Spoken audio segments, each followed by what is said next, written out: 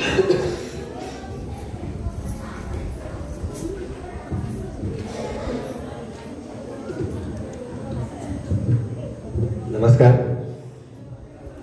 आजच्या या माजी विद्यार्थी स्नेह मेळाव्याच्या निमित्ताने उपस्थित व्यासपीठावरील आजच्या मेळाव्याचे अध्यक्ष सन्माननीय श्री रामचंद्र उर्फ दादा नाईक आणि वेळेचं भान ठेवून व्यासपीठावरील सर्वच मान्यवर असा उल्लेख करतोय.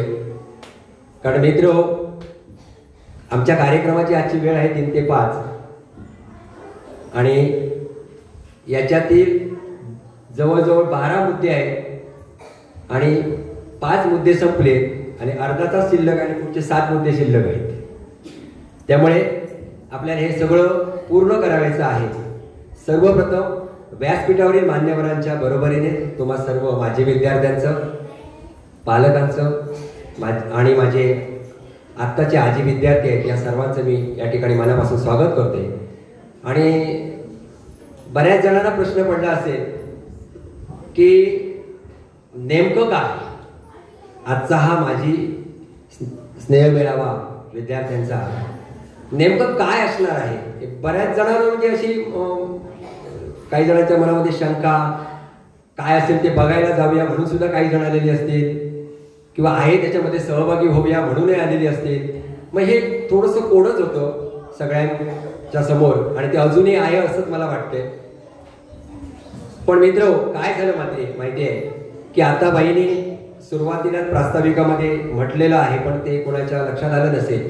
विद्यार्थी सुरक्षा व भौतिक सुविधा विकसन समिती ही आपल्या जिल्हा परिषदच्या शाळांमधून स्थापन झालेली आहे. हे का झालं असेल तर आपण सगळे सुशिक्षित आहोत. अलीकडच्या काळामध्ये काही शाळांमध्ये जे काही प्रकार घडले आणि त्यावेळी लक्षात आलं की आपले काही विद्यार्थी सुरक्षित नाही आहेत. आणि म्हणून अगदी तळागाळापासून असलेल्या जिल्हा परिषदच्या शाळा असतील, मग माध्यमिक शाळा असतील, शहरातल्या मोठ्या शाळा असतील, प्रत्येक ठिकाणचा विद्यार्थी सुरक्षित असावा, राहावा या दृष्टिकोनातून शासनाने एक परिपत्रक काढून अशा प्रकारच्या या शैक्षणिक वर्षापासून काय केलेले आहे, समिती स्थापन केलेली आहे. ही जी समिती आहे या समितीच्या माध्यमातून प्रत्येक स्तरावरती कार्य चालू आहे. आता या समितीचं कार्य नेमकं काय असेल, उद्देश काय आहे, त्याची कार्यवाही होते की नाही आणि त्या अनुषंगाने आपापल्या त्या स्तरावर असलेल्या शाळांमध्ये असलेले जे विद्यार्थिनी आहेत त्यांना त्याचा उपयोग होतो की नाही, या ज्या काही सगळ्या गोष्टी आहेत याचा जर आढावा जर घ्यायचा असेल तर गरज कोणाची आहे, शाळेकडे पालकांची आहेच, ग्रामस्थांची आहे.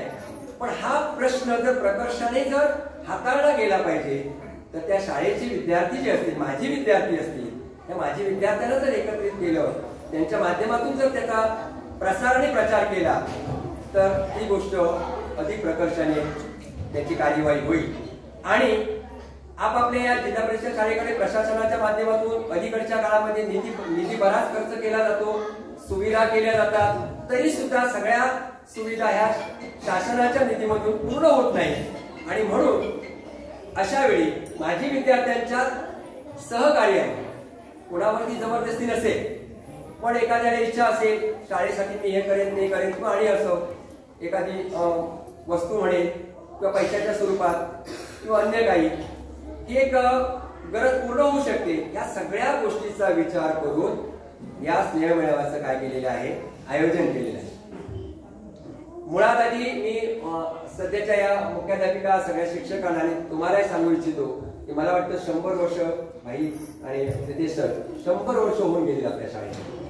1920च्या दरम्यानची आपली शाळा असावी असा माझा अंदाज आहे. आणि तिथपासून आपले पालक आम्हाला ज्यांनी जन्म दिला ते इथे शिकलेले आहेत. माझ्या वडिलांचा मी दाखला काढला तर त्यांचं शिक्षण इथे 1936 मध्ये झालेलं आहे, 5वीचं शिक्षण. म्हणजे बऱ्याच जणांचं आपले आई वडील वगैरे जे आहेत त्यांचं शिक्षण या ठिकाणी झालेलं आहे. आणि एवढ्या वर्षानंतर जर पाहिलं तर हा निमित्त काही का असेना ते समिती सुरक्षा समिती का असेना गेल्या वर्षीपासून कांबळेबाई मला सांगतात की गेल्या वर्षीपासून श्रीदेश सरांच्या मनामध्ये आहे की आपण माजी विद्यार्थ्यांचा स्नेह मेळावा घेऊया पण तो शक्य झाला नाही। परंतु आजच्या या समितीच्या माध्यमातून निमित्ताने आपण एकत्र आलेलो आहोत आणि खऱ्या अर्थाने माजी विद्यार्थी स्नेह मेळावा रेडीमध्ये भविष्यामध्ये व्हावे, त्याचं स्वरूप वेगवेगळं असावं, कारण अशा प्रकारचे माजी विद्यार्थ्यांचे मेळावे मी शिक्षक म्हणून बघितलेले आहेत। पण हे मेळावे जे असतात ना भाई, अशा प्रकारचा जर मेळावा घेतला तर तो 2 तासामध्ये घेता येत नाही। हा मेळावा सकाळी 9 वाजता सुरू होतो आणि संध्याकाळी 5 वाजता संपतो। अशा प्रकारचं त्या मेळाव्याचं आयोजन करावं लागतं। ही सुरुवात आहे। आपण एकत्र आलेलो आहोत एक माजी विद्यार्थी म्हणून, कारण ही जी प्रशाला हे ज्ञानमंदिर आहे गेल्या 100 वर्षापूर्वीपासून आता या ज्ञानमंदिरामध्ये अनेक गुरु होऊन गेले। त्यांनी आपल्यासारख्या अनेक विद्यार्थ्यांना ज्ञानार्जन करून घडवलेलं आहे। आपण घडलेलो आहोत, वेगवेगळ्या हुद्द्यांवरती आहोत आणि अशा गुरुजनांचं हे मंदिर आहे, हे ज्ञानमंदिर आहे, सरस्वतीचं मंदिर आहे आणि त्या मंदिरामध्ये आपण एक माजी विद्यार्थी म्हणून आज बऱ्याच वेळा आलो असेल, पण आजचं शिक्षकांनी किंवा या ठिकाणच्या शाळा व्यवस्थापन समितीने केलेल्या आव्हानाला अनुसरून आपण एक वेगळ्या भावनेने या ठिकाणी आलेलो आहोत आणि त्या अनुषंगाने या सुरक्षा समितीच्या माध्यमातून जे काही कार्य करायचं असेल ते आपण करूच।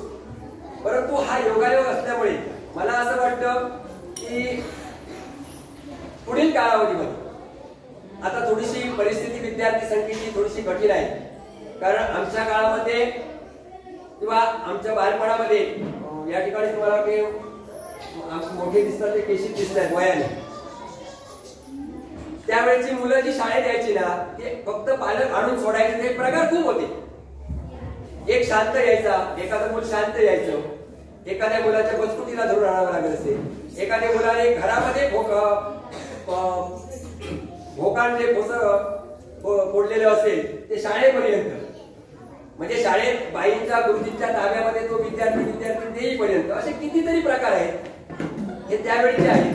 आणि एकदा पालकला शाळेमध्ये मूल सोडून गेलं की कुठेतरी सरस्वती पूजन वगैरे असलं की त्याच वेळी पालक आमचे यायचे। आम्हाला कधी आठवलं नाही, मला तर 4थी पर्यंत आठवलं नाही एकदा शाळेमध्ये आल्यानंतर आमचे पालक परत कधी शाळेमध्ये आले। ही आता परिस्थिती बदललेली आहे। आता उलट झालेलं आहे की पालकांची जी ये जा असते ती बऱ्याच वेळा शाळामध्ये होत असते, म्हणजे विद्यार्थी पालक शिक्षक पालक हा जो संपर्क आहे, सहसंबंध आहे, तो आता वाढलेला आहे, तो पूर्वीच्या काळामध्ये नसायचा। त्यामुळे विद्यार्थी संख्या मित्रांनो जरी शाळांची जरी कमी झाली असेल तरी सुद्धा आपण आपली शाळा आहे, माझी शाळा आहे या भावनेने या प्रशालेपर्यंत जसे आज आलो याचा प्रसार आणि प्रचार आणखी करूया आणि माजी विद्यार्थ्यांच्या माध्यमातून आणखी आपण जवळ येऊया आणि जो काही उद्देश असेल, आता परपाईने बोलून दाखवले काही गरजा असतील त्या काही बऱ्याचशा गरजा आता ह्या शासनाच्या निधीमधनं, शासनाच्या योजनेमधनं, शासनाच्या उपक्रमामधनं पूर्ण होत असतात, तरी सुद्धा राहिलेल्या आणि आमच्या या उद्याचे भावी जे आपले आधारस्तंभ आहेत त्यांचं चांगलं शिक्षण होण्याच्यासाठी आपल्याकडनं काय करता येईल, आपण काय करू शकू, एक फुलाची पाकळी कोणत्या ना कोणत्या स्वरूपामध्ये ती उपयोगी पडेल या माध्यमातून आपण काय करता येईल याच्यासाठी आपण भविष्यामध्ये विचार करूया। व्यासपीठावरील सर्वच मान्यवर आहेत, यापैकी या नियोजनाप्रमाणे माजी विद्यार्थ्यांचं मनोबल आहे, इच्छुकांचं आहे की असं आहे की यशोगाथा व प्रेरणादायी प्रवास या शाळेमधून शिक्षण घेऊन झाल्यानंतर तुम्ही बाहेर पडल्यानंतर स्वतःच्या कुटुंबासहित गावासहित या संपूर्ण समाजामध्ये वावरत असताना तुम्ही काय प्रेरणा घेतलात, तुमची काय यशोगाथा आहे ही या ठिकाणी कथन करावी अशा प्रकारचा मुद्दा आहे। पण मगाशी मी सांगितल्याप्रमाणे या सगळ्या मुद्द्याप्रमाणे जर आपण गेलो तर आम्हाला रात्रीचे 10 सुद्धा वाजतील। त्यामुळे आपण सगळ्यांनी मिळून असं ठरवूया की आजच्या या मेळाव्यामध्ये आपण एक थोडक्यामध्ये हे विषय कसे हाताळता येतील आणि मला असं वाटतं की एप्रिलमध्ये परीक्षा संपल्यानंतर या रेडी गावामध्ये 25 एप्रिल ते 20 मे पर्यंत हा जो कालावधी असतो, हा कालावधी बराचसा आमच्या देवस्थानच्या वर्धापन दिनाचा असतो किंवा उत्सवाचा असतो. 20 एप्रिल पासून 20-25 एप्रिल पासून सुरू होतो तो जवळजवळ 20 मे पर्यंत. मग या कालावधी म्हणतात कारण वेगवेगळे आपले माजी विद्यार्थी आहेत, ते बाहेरगावी असतात, ते त्या निमित्ताने येत असतात.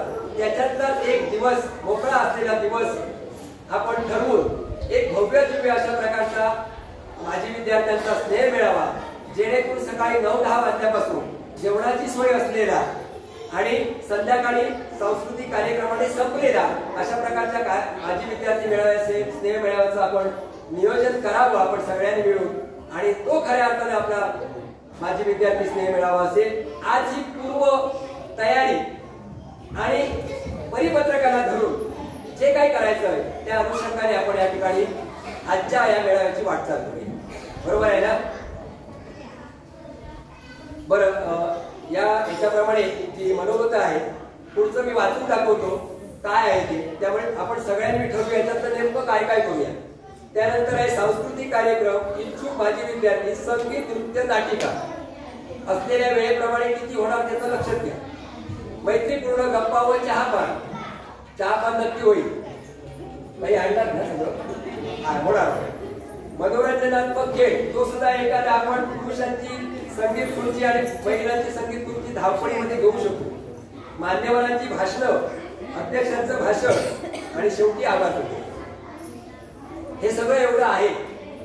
त्यामुळे याच्याबद्दल मी मगाशी म्हटल्याप्रमाणे हा एक पूर्वतयारी म्हणून सर बरोबर ना, एक दिशा मिळण्यासाठी, पुढच्या दृष्टिकोनातून दिशा मिळण्यासाठी आपण आजची या मेळाव्याची काय करूया, वाटचाल करूया. त्यामुळे मान्यवर शेवटी बोलतील, समोरून तुमच्यापैकी जे माजी विद्यार्थी आहेत त्यांनी कुठेतरी एक यशोगाथा, एक स्वतःचा प्रेरणादायी प्रवास असा या ठिकाणी येऊन कोणीतरी व्यक्त व्हावं अशी मी विनंती करतोय. सभागृहालाच विनंती करतोय. म्हणजे तुमच्यापैकी कोणीतरी अगदी म्हणजे स्टेजवर पण आहे, उत्स्फूर्तपणे येऊन मनोगत व्यक्त करायला हरकत नाही. मला वाटतं व्यासपीठावर आणि सभागृहामध्ये फक्त काही हाताच्या बोटावर मोजण्या एवढेच माझे विद्यार्थी नाही, म्हणजे या प्रशालेमध्ये शिकलेले नाही म्हणून म्हणतोय. पण काही महिलांमध्ये मला जास्त दिसतंय. त्याचं कारण तुम्हाला सांगू का उघड करून? अनिता सांगू? जास्त महिला दिसतात त्याचं कारण सांगू नक्की ना?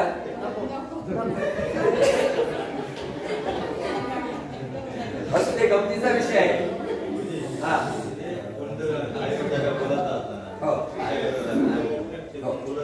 हो, म्हणूनच सांगतोय आपल्या शाळेविषयी आजपर्यंत जी काय तुम्हाला असलेली माहिती आणि तुमच्याविषयी थोडक्यात बोलूया ना.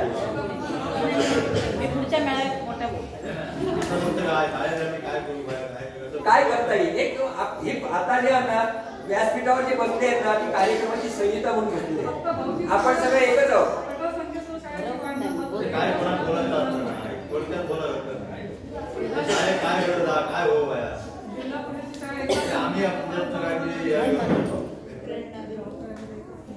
कारण भविष्यामध्ये शाळा जर बंद झाली तर ती पुन्हा कधी सुरू होणार नाही. अशी आपल्याकडे 2 उदाहरणं आहेत शिरोड्यामध्ये. एक शेती डोंगरी शाळा आणि शिरोडा वेळागर शाळा. शिरोडा आपल्याकडे अशा 2 शाळा 2-4 वर्षापूर्वी बंद झाल्या. त्या काही अजून सुरू झालेल्या नाही. आपल्याला आपली शाळा बंद करायची नाही आहे, लक्षात ठेवा.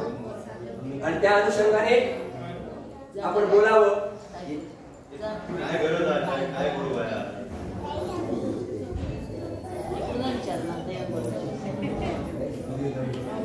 अमित सर या ना. अमित सर या, बोला. तुम्ही सुरुवात केल्याशिवाय बाकीचे बोलणार. अमित नाही,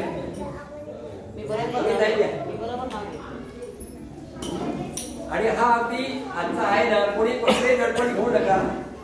हा घरगुती स्नेह मेळावा आहे असं समजून बोलूया. माहिती काही नाही आहे असं समजून.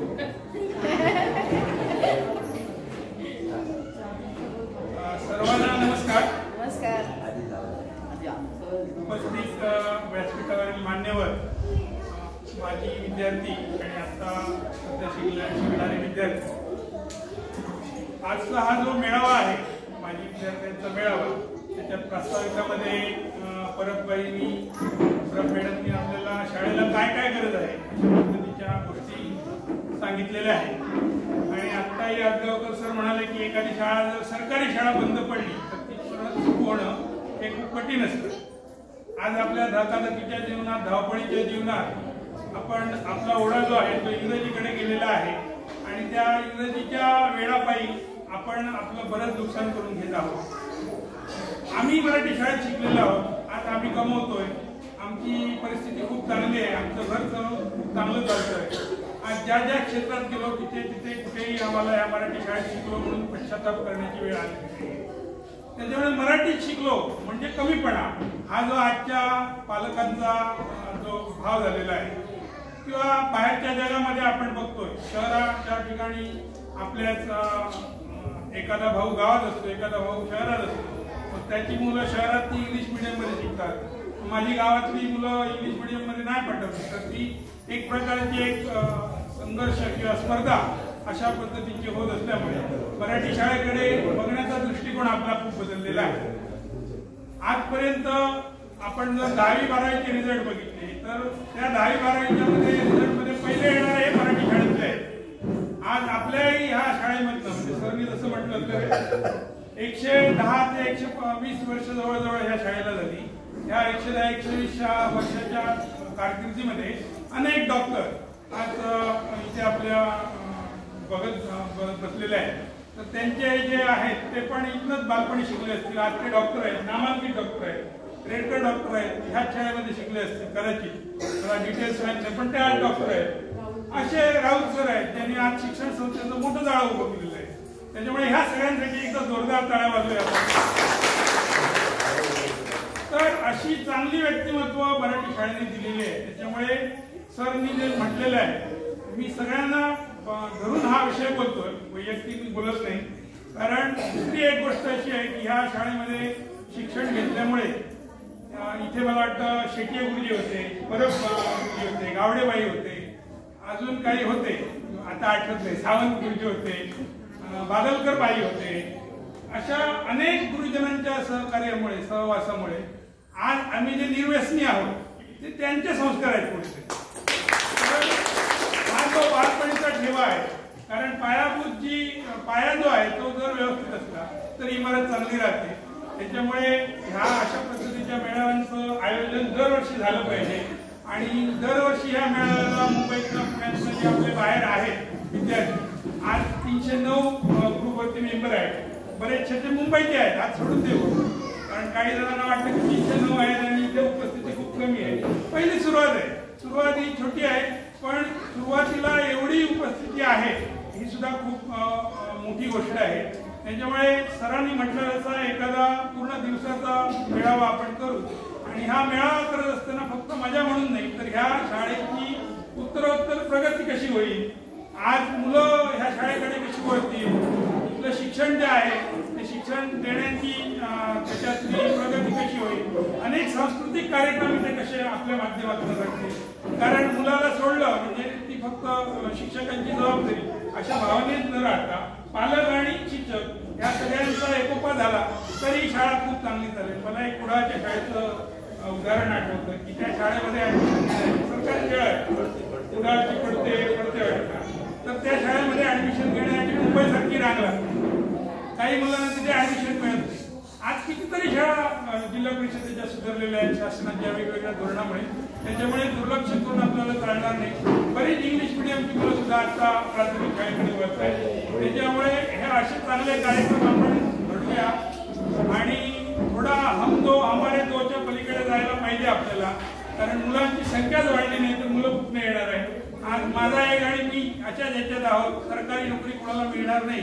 नियम असा आहे की 3 मुलं झाली तर त्याला सरकारी नोकरी मिळत नाही. आज बसलेल्या व्यक्ती किती सरकारी नोकर आहेत. त्याच्यामुळे त्या नियमांच्या ह्याच्यात पडू नका. आज आपली संख्या जर वाढली मुलांची तर आपण शाळेत पाठवणार आहोत. मुलं एक आहे, मुलं 2 आहेत तर त्या शाळेत पाठवणार आहोत. वेगळा विषय आहे, चिंतनाचा विषय आहे. पण तो विचार करायला पाहिजे, कारण मुलं आणा मुलं पाठवा म्हणतो आम्ही, पण मुलांची संख्या जर आपल्या गावात वाढली, मुलांचं स्थिरीकरण इथं झालं नाही, मुलांचे पालकच जर इथं उचलून मुंबईला, पुण्याला, कोल्हापूरला, बेळगावला कामाला गेले तर इथे मुलं राहणार कशी, आणि मग मुलं जर राहिली नाही तर त्यांना शिकवणार कोण? त्याच्यामुळे ह्या सगळ्या गोष्टींचा चहूबाजूने आपल्याला विचार करावा लागेल आणि अशा पद्धतीने वेगवेगळ्या पद्धतीचे मेळावे आपल्याला इथे करत राहावे लागतील. मला इथे बोलण्याची संधी दिली, माझं मनोगत व्यक्त करण्याची संधी दिली, त्याबद्दल मान्यवरांचे, शाळेचे, प्रशालेचे, आजच्या या कार्यक्रमाच्या अध्यक्षांचे आणि सगळ्या समितीचे आभार मानतो. तुम्ही सगळ्यांनी शांत चित्ताने ऐकून घेतलात, प्रसंगी मान पण हलवलात, त्याच्यामुळे तुमची सगळ्यांचं आभार मानतो आणि माझं खूप छान. सुरुवातीला आपण अमित सरांच्या माध्यमातून खूप चांगले विचार ऐकले आपण. जे त्यांनी व्यक्त केलं ते सगळं सत्य आहे आणि या सत्याला सामोरं जाणं आता आपलं काम आहे, कारण भयावह परिस्थिती आहे सध्या. तुम्ही एक दोन मुलांचं म्हटलात ना, आमच्या पिढीपर्यंत आते, मामा आणि काका हे सगळं ठीक आहे. पुढच्या पिढीत आते कुठून मिळते ती समजत नाही. काका म्हणून कोण कोणा खातं, मामा खूप भयावह परिस्थिती आहे. आणि खरंच म्हणजे आमची जी पिढी आहे ना, आमच्या वयाची किंवा माझ्या मागे 5-10 वर्षाची पिढी आहे ना, ती मी तर म्हणेन आम्ही भाग्यवान आहोत, खूप भाग्यवान आहोत. कारण आम्हाला जुनी संस्कृती बघायला मिळाली आणि येणारी नवीन संस्कृती सुद्धा आम्हाला आता पाहायला मिळते. पण हे सगळं जरी ठीक असतं ना, तरी कुठेतरी आता अमित सरांनी जे विचार मांडले ते खूप चांगले विचार मांडले. आपल्याला गरज आहे आणि खऱ्या अर्थाने स्नेह मिळावा, जर गर्दी जरी कमी असली तरी अमित सारखे दर्दी माझे विद्यार्थी आहेत. त्यामुळे अशीच चर्चा आपण चालू ठेवूया. आपले अनुभव सांगा. शाळेतला एखादा प्रसंग घडलेला तरी सांगितला तरी चालेल. मला 4थी पर्यंत फक्त 2च गोष्टी आठवतात की मंगला वामन चव्हाण आपल्या रेडी घोड्यावर इथल्याच आहेत त्या. त्यावेळी शिक्षिका नवीन आलेल्या आणि त्यावेळी हाताला धरून मला त्यांनी काय केलं होतं, पहिलीमध्ये नाव दाखल केलं होतं. थोडंसं आठवतं. आणि दुसरा प्रसंग म्हणजे तो शेवटचा जो वर्ग आहे त्याच्यामध्ये टोपी घालून सौदागर म्हणून गुरुजी असायची, अशी गोल टोपी घालायची, गोरे आणि धिप्पाड होते. काय काय माझ्या हातून घडलं कोणाला माहिती नाही, पण पट्ट्याने मला जे काय झोडून काढलेलं होतं ती आठवण ना खूप म्हणजे अगदी मांडी बिंडी पाया सगळं होती फोडून काढलेलं. तो प्रसंग मला अजून आठवतो. पण मात्र खऱ्या अर्थाने जे काय आमच्या बाबतीत त्यावेळी घडलं त्याचा चांगला अनुभव आम्ही आज घेतो. त्यामुळे असंच अमित सारखं एक उद्बोधक आणि तुमच्या जीवनातला एखादा प्रसंग एक सांगायला काही हरकत नाही, उत्स्फूर्तपणे. आता नावं घ्यायची असेल तर मला घेता येतं तशी. या कोकणात थोडी लाईट आली पाहिजे होती. बाबू बगरे काय होतात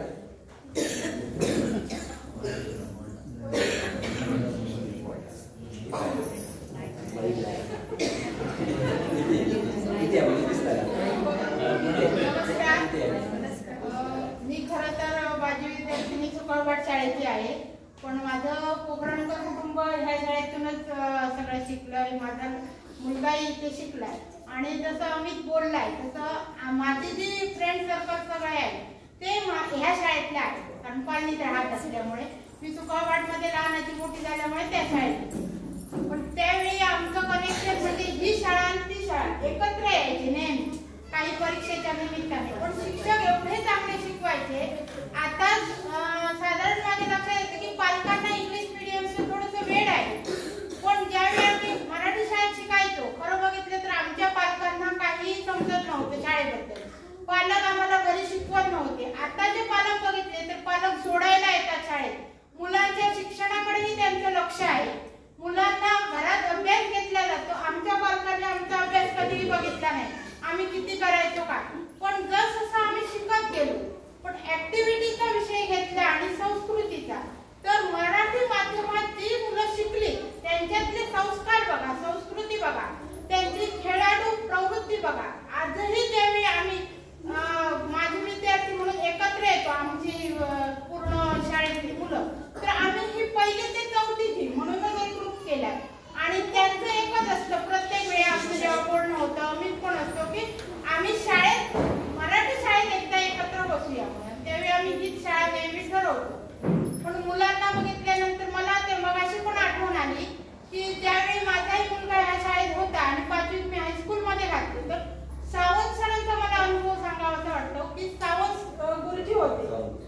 तिरोड्याचे. ते घरी आले आणि ते एवढे कळून बोलले की मला शाळा चालू व्हायची आहे, विद्यार्थी कमी पडतो मॅडम, तुम्ही मला सहकार्य करा म्हणून. आणि मी 3 दिवस तिथे बसल्यानंतर मुलगा माझा तयार होत नव्हता, पण त्याला जबरदस्तीने तिथे अक्षरशः म्हणजे तिथे मला वाटतं शाळेत ह्याचं पुस्तकांचं वाटप, दप्तरचं वाटप आणि बुटांचं पण वाटप झालेलं. पण मुलगा म्हणाला की मी आता नेऊन देणार नाही, परत मी स्वतः नेऊन परत दिलं. त्या शिक्षकांना सांगितलं तर नाही म्हटलं. ह्या शिक्षकांनी घरी येऊन भेट दिली आणि मला वाटतंय की मराठी शाळेत आम्ही शिकलो तर मराठी शाळा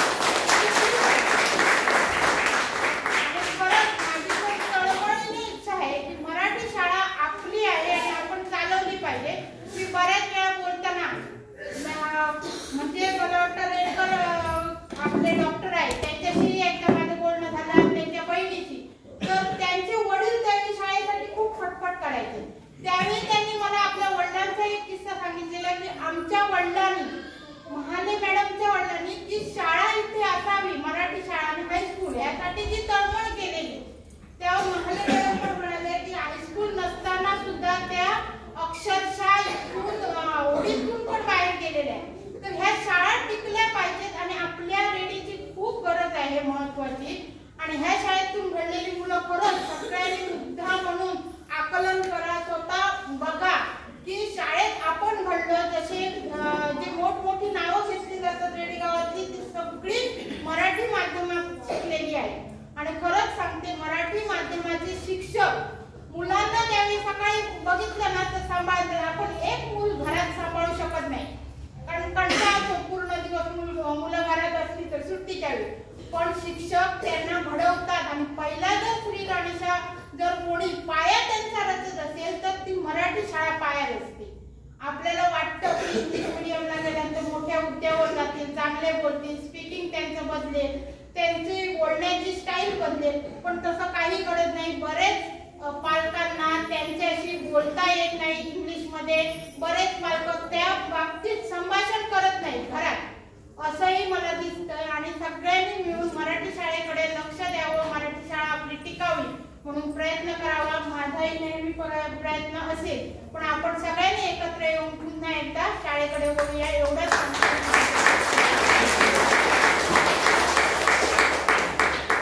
खूप छान झालं. खूप धन्यवाद.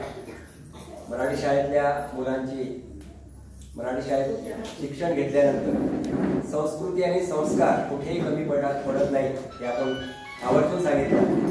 आणि श्रीदेवी माऊलीकडे आणि सर्व गावातील देवतांकडे मी प्रार्थना करेन की ज्या माऊलीने मराठी शाळेमधून अर्धवट शिक्षण घेऊन इंग्रजी माध्यमाच्या शाळेमध्ये गेलेल्या स्वतःच्या विद्यार्थ्याला पुन्हा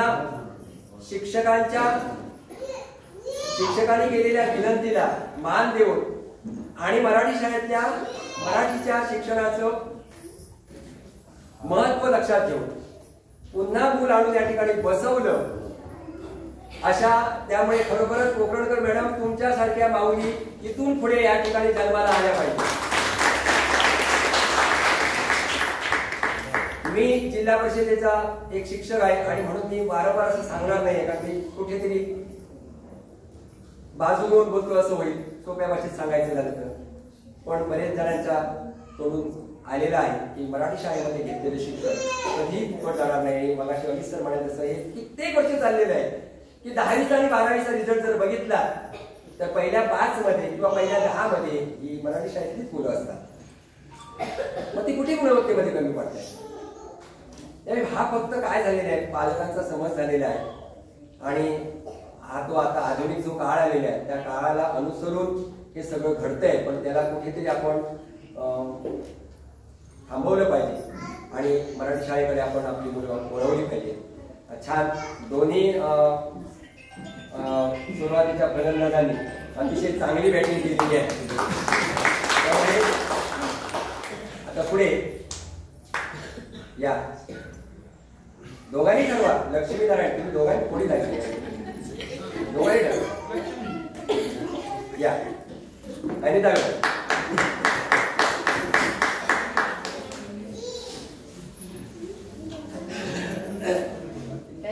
व्यासपीठावर मान्यवरांना माझा नमस्कार आणि समोर सर्व यानंतर शाळेमध्ये शाळेसाठी किंवा जिथे माझी गरज लागेल तिथे मी आहे.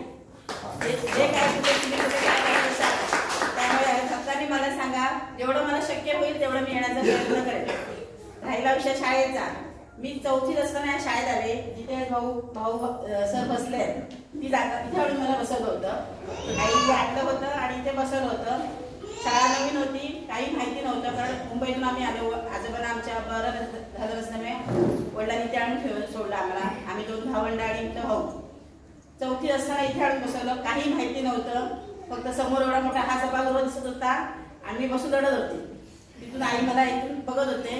मी तिला हात दाखवला, म्हटलं तू जा, कारण ती मला बघते म्हणून मुलं हसत होती.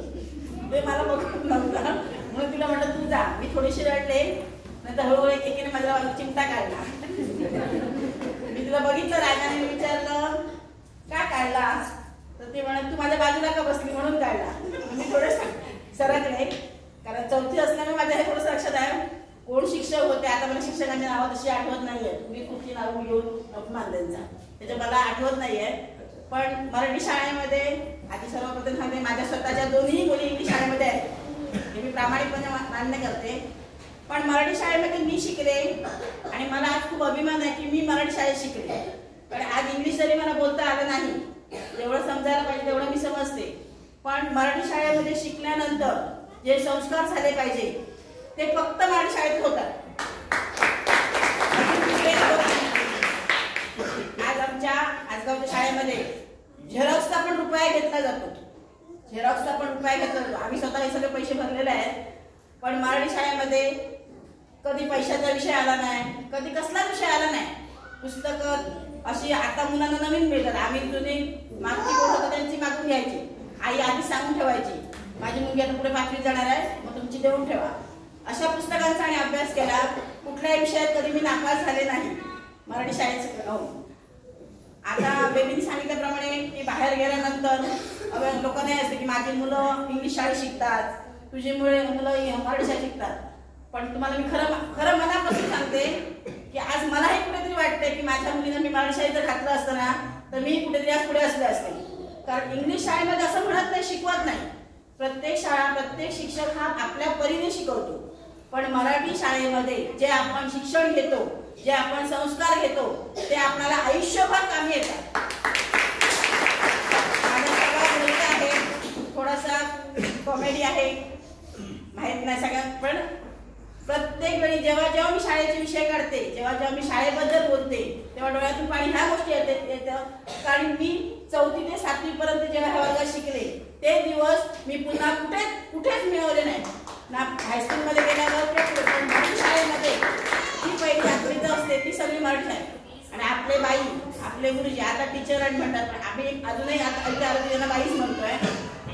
बाई ह्या शब्दामध्ये खूप मोठेपणा आहे. आई आणि बाई एकसारखंच आहे. त्याच्यामुळे ज्या बाईंनी, ज्या गुरुजीने आम्हाला शिकवलं त्यांचे मी मनापासून आभार मानते की आज तुमच्यामुळे मी इथे आहे, इथपर आहे. आणि यानंतर शाळेसाठी जे काय माझ्याकडून होईल ते मी नक्कीच करण्याचा प्रयत्न करेन.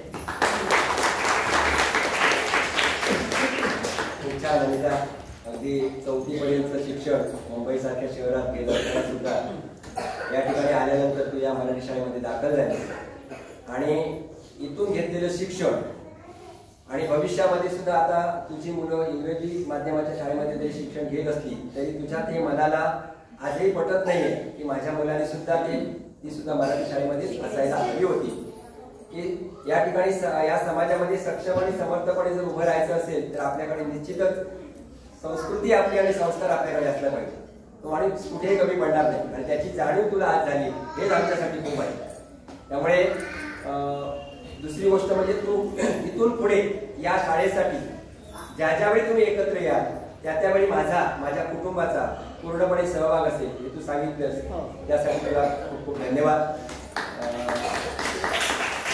यानंतर आणखी गोष्ट मित्र, माझे विद्यार्थी खूप काही करू शकतात. म्हणजे सांगतोय की आता ज्या व्यासपीठावर ते या स्टेजवर हे आता जो कार्यक्रम चालू आहे किंवा तू याच्यापूर्वी कितीतरी कार्यक्रम या ठिकाणी घडले गेले, हा रंगमंच सुद्धा माझी विद्यार्थ्यांनीच बांधून दिलेला आहे. त्यामुळे माझी विद्यार्थ्यांच्यामध्ये बरीच ताकद आहे. आज कित्येक वर्षाचा आपण उपयोग करतोय. तसंच इथून पुढे सुद्धा जे जे काही शाळेला अभिप्रेत आहे मुलांच्या आणि शाळेच्या विकासासाठी ते आपण करायचं आहे. त्याच्यासाठी आपल्याला एकत्र यायचं आहे. आणि हे करत असताना या शाळेमध्ये आपण लहानाचे मोठे झालो त्याचा आनंद सुद्धा त्यावेळी सांस्कृतिक कार्यक्रमाच्या माध्यमातून आपण एकमेकांनी काय करायचं आहे, घ्यायचा आहे. हा एक उद्देश आहे. त्यामुळे आणखी कोण उत्स्फूर्तपणे तुमच्या मधनं कोणी येत असेल तर बघा. मी मगाशी सांगितलं ह्या कुटुंबाचा कार्यक्रम आहे. कुठेतरी इकडे भाई बसले आहेत, नितेश बसले आहेत किंवा दादा बसले आहेत, यांच्या समोर बोलायचं कसं असं नाही. ही कुटुंबाची मोठी माणसं आहेत आणि आपण कुटुंबातली छोटी आहोत असं समजून आपण बोलूया. ज्योती, तुझ्याकडे भूमिका खूप आहे या शाळेच्या बाबतीमध्ये. तू विद्यार्थिनी आहेस आणि या शाळेमध्ये येणारी मुलं तू घडवतेस पहिली. त्यामुळे तू 2 शब्द बोला.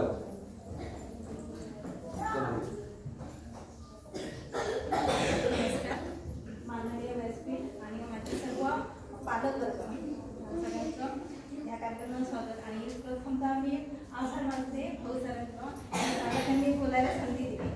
तर हे मी अंगणवाडी क्षेत्रात येण्यापूर्वी मला पहिल्यांदा घडवलं होती ह्या शाळेने. आणि म्हणजे प्रत्येकाला आठवतं तर पहिल्या बाई मी जेव्हा पहिलीत गेली तेव्हा मला पहिली वर्षात उमा सातोस्ते म्हणजे त्या माझ्या आदरणी म्हणजे अजूनही मला त्यांची आठवण येते. प्रत्येक गोष्ट म्हणजे त्यांनी असे संस्कार आमच्यावर घडवलेले की प्रत्येक मुलं कसं घडावं त्यांच्या माध्यमातून शिकले. त्यांनी असं म्हणजे मुलांना असा लळा लावल्याशिवाय मुलं आपल्याकडे येत नाही. मुलं धाकाने येत नाहीत. मी पालकांना पण सांगते की मुलं धाकाने येत नाही तर प्रेमाने आपल्याकडे येतात आणि प्रेमाची गरज असते मुलांना. त्या प्रकारे त्यांनी आम्हाला असं प्रेम दिलेलं. आणि मला आठवतं मी पहिलीत असताना शाळेत आले, मला अभ्यासात आवड नव्हती खरंच. ते काली हायचं म्हणजे खूप कंटाळा. आणि त्यावेळी म्हणजे म्हणजीचा भाऊ सतीश पांडे ह्याने मला बाराखडी लिहून दिलेली आणि बाराखडी त्यांनी लिहून दिली ती आणली आणि बाईला दाखवली. मी अभ्यास केला. त्यावेळी बाईने मला विचारलं तिला हा अभ्यास कसा आला. मी म्हटलं की मला कुठेतरी भीती वाटते. म्हटलं बाई नाही, मी नाही अभ्यास केला. मला रडायला लागला की नाही मी अभ्यास तर केला नव्हता. त्यामुळे मी म्हटलं नाही. त्याने मला ते काढून दिलेलं, सतीश भाईने मला काढून दिलेलं अभ्यास पाठीवर. त्यावर मला मग समजलं की आपण कोणाकडनं काढून घ्यायचं नाही. मग तेव्हापासून मी स्वतः प्रयत्न केला आणि स्वतः कुठलीही गोष्ट असेल तर स्वतः काही म्हणाले की आपण स्वतःहून करायचं आणि स्वतः मिळालेले बक्षीस किंवा स्वतःकडून मिळालेली शाबासकी वेगळी असते. त्यामुळे मला त्या खूप आठवतात. आणि त्या कसं लहान म्हणजे मुलांना अजूनही मला अजूनही त्या बाई आठवतात. म्हणजे आपल्याला घडवणाऱ्या बाई आपण कधीच विसरू शकत नाही हे त्यांचं होतं. आणि ह्या शाळेमध्ये प्रत्येक गोष्ट अशा संस्कारात्मक होत्या की प्रत्येक गोष्ट आम्हाला बोलणं त्याच्यानंतर गोष्ट वगैरे सांगायचं असेल तर शाळेमध्ये प्रार्थनेच्या वेळी सगळ्या ज्या गोष्टी असतात त्या शाळेमध्ये शिकवल्या जातात. मुलांना कसं घ्यायचं काय हे संस्कार असतात ते मराठी शाळेतच होतात, इतर कुठेही होत नाहीत. आणि मला एक म्हणजे अंगणवाडीचा अनुभव सांगते की माझ्याकडे साऊथच्या आपल्या PSC मध्ये डॉक्टर होते. त्यांचा छोटा मुलगा माझ्या अंगणवाडीत यायचा. तर त्या 2.5 वर्षाचा मुलगा यायचा. तो 3 वर्ष पूर्ण झाला असताना तुम्ही तुमच्या मुलाला कुठे पाठवणार. त्यावेळी दुसरं म्हणाले की नाही मी डॉक्टर जरी असलो तरी मी आता मुलाला मराठी शाळेतच घालणार आहे. कारण मी मराठी शाळेतच जाऊन डॉक्टर झालोय. एवढी जर पदं मिळवली ती तिथे मिळवली. मराठी शाळेचे जे संस्कार आहेत मराठी शाळेत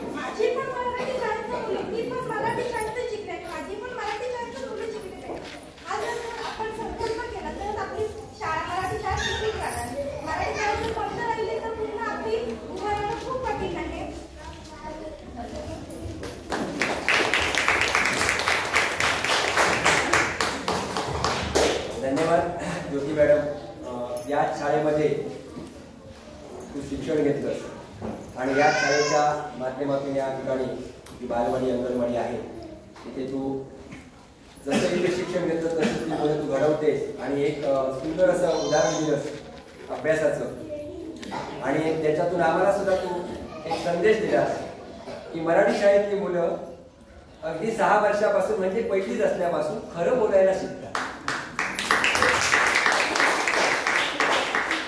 नाहीतर बाईंच्या माराने तू जर खोटं बोलली असती तर तो खोटेपणा तुझ्याकडे कायम राहिला असता, पण प्रगती झाली नसती. परंतु त्या समोर असलेल्या माऊली, त्या माऊलीचा आदर्श तुझ्या समोर होता आणि तुझ्याकडनं ते घडलं नाही. हे असंच मराठी शाळेमध्ये घडतं, लक्षात आलं. त्यामुळे हे महत्वाचं आहे. असो अजून कोणी बडे सर इकडे आहे, खालून अजून कोण, खालून अजून कोण येत आहेत का?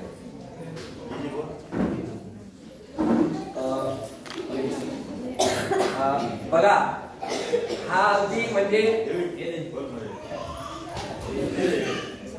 आपण ज्यावेळी भव्य दिव्य ज्यावेळी मेळावा घेणार आहोत त्यावेळी किती वेळ लागणार आहे तो बघा. अजूनही आपले किती जर म्हणजे असा जर मांजरेकरांना वापर आलेली आहे देवीदास मांजरेकरांना गाणं म्हणण्याची.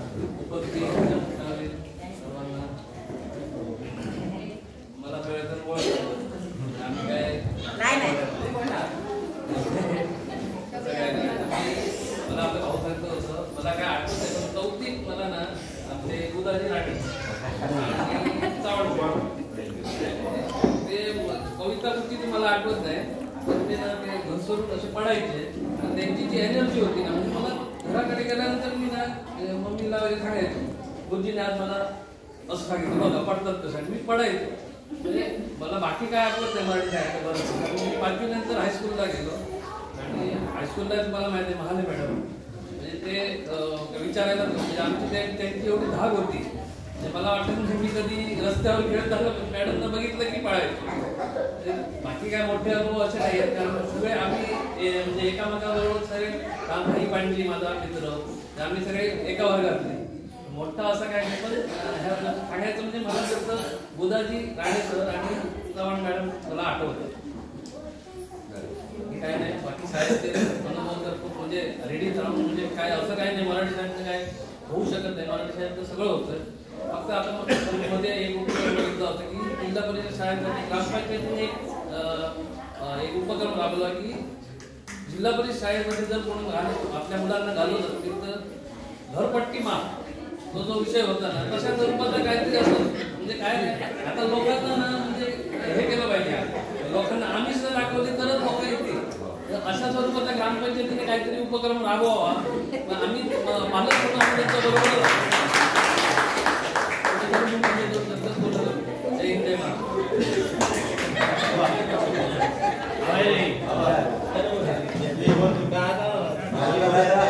धन्यवाद भाऊ.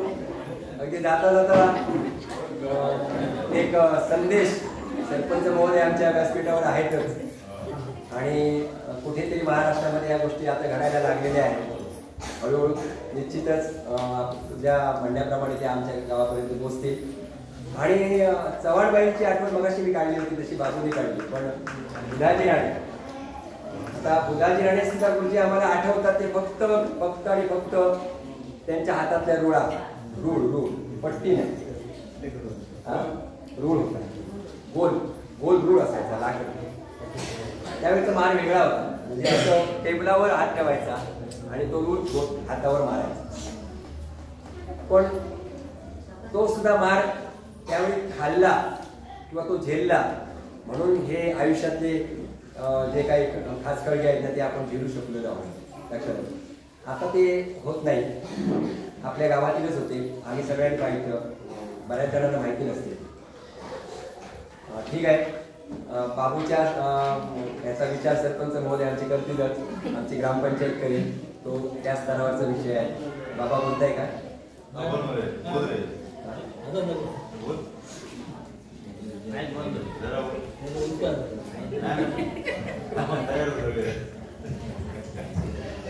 ठीक आहे. जवळजवळ 5:30 तर वाजलेले आहेत आणि अजून पुढे आपल्या एकंदर बघितलं तर अर्धा पाऊण तास कार्यक्रम सांगितले. तुम्ही ठरवा. मगाशी मी तुम्हाला वाचून दाखवलेले आहे. काही कार्यक्रम घ्यायचे का, कारण मान्यवरांची जी भाषणं आहेत ती शेवटी आहे, बरोबर ना. त्यामुळे पण त्यामुळे आपण अशी चर्चा करतो. तुम्ही म्हणाल आता हे सूत्रसंचालनाचं माझ्याकडे दिलं तर आम्ही सुद्धा कुठेही मोठी तयारी केलेली नाही, म्हणजे खूप अगोदर काहीतरी ठरवलं आणि हे कार्यक्रम ठरवले असं नाही. आपला ज्यावेळी मेळावा सर आपण ज्यावेळी मेळावा ठरवणार ना त्यावेळी आपण कुठेतरी एकत्र येणार आणि त्याची रूपरेषा ठरवणार आहोत, त्याची कुठेतरी तयारी होणार आहे आणि ती पूर्ण तयारी झाल्यानंतर ते आपण सगळ्यांच्या समोर सादर करणार आहोत, बरोबर ना. तो मेळावा आपला वेगळा असणार. पण आताच्या या मेळाव्यामध्ये आता मान्यवरांची भाषणं राहिलेली आहेत. तत्पूर्वी लाईटही नाहीये. मॅडमनी म्हटलं होतं की संगीत नृत्य नाटिका वगैरे हा प्रकार आता होणं कठीण आहे, बरोबर आहे ना. त्याच्यानंतर मैत्रीपूर्ण गप्पा, आता हे जे काही चालू आहे ना आपण ह्या मैत्रीपूर्णच गप्पा झालेल्या आहेत आणि चहापान चालूच आहे. त्याच्यामध्ये तो आहे मैत्रीपूर्ण गप्पा व चहापान, म्हणजे हा मुद्दा पूर्ण झाला. आता पुढे राहिले मनोरंजनात्मक खेळ, हा एकच मध्ये आहे आणि नंतर आहे तो मान्यवरांचं भाषण. आता मनोरंजनात्मक खेळामध्ये या आज मॅडम तशी तुमच्या त्या परिपत्रकानुसार तुम्हाला ती गरज आहे की आज आपण थांबूया, बरोबर आहे ना. चालेल ना. ह्या सगळ्या ज्या गोष्टी आहेत त्या नियोजित पुढे माझ्या विद्यार्थ्यांच्या स्नेहमेळामध्ये खूप चांगल्या, कारण रेडी गावाला परंपरा आहे, सांस्कृतिक वारसा आहे, अनेक कार्यक्रम आपले या ठिकाणी होत असतात आणि सगळ्यात महत्वाचं म्हणजे या सगळ्या कार्यक्रमामध्ये आघाडीवर जर कोण असतात तर पुरुषांपेक्षा आमच्या सगळ्या महिला असतात. त्यामुळे पुढचा जो माजी विद्यार्थी मेळावा असेल त्याची धुराई सगळी आम्ही जास्त करून महिलांवरती देणार आहोत. आम्ही त्यांच्या पाठीशी उभे राहणार आणि तो यशस्वीपणे घडवून आणणार. तर यानंतर मान्यवरांची भाषणं अजून कोण नाही ना. मी प्रितेश सरांना विनंती करतो मॅडम राहुल मॅडम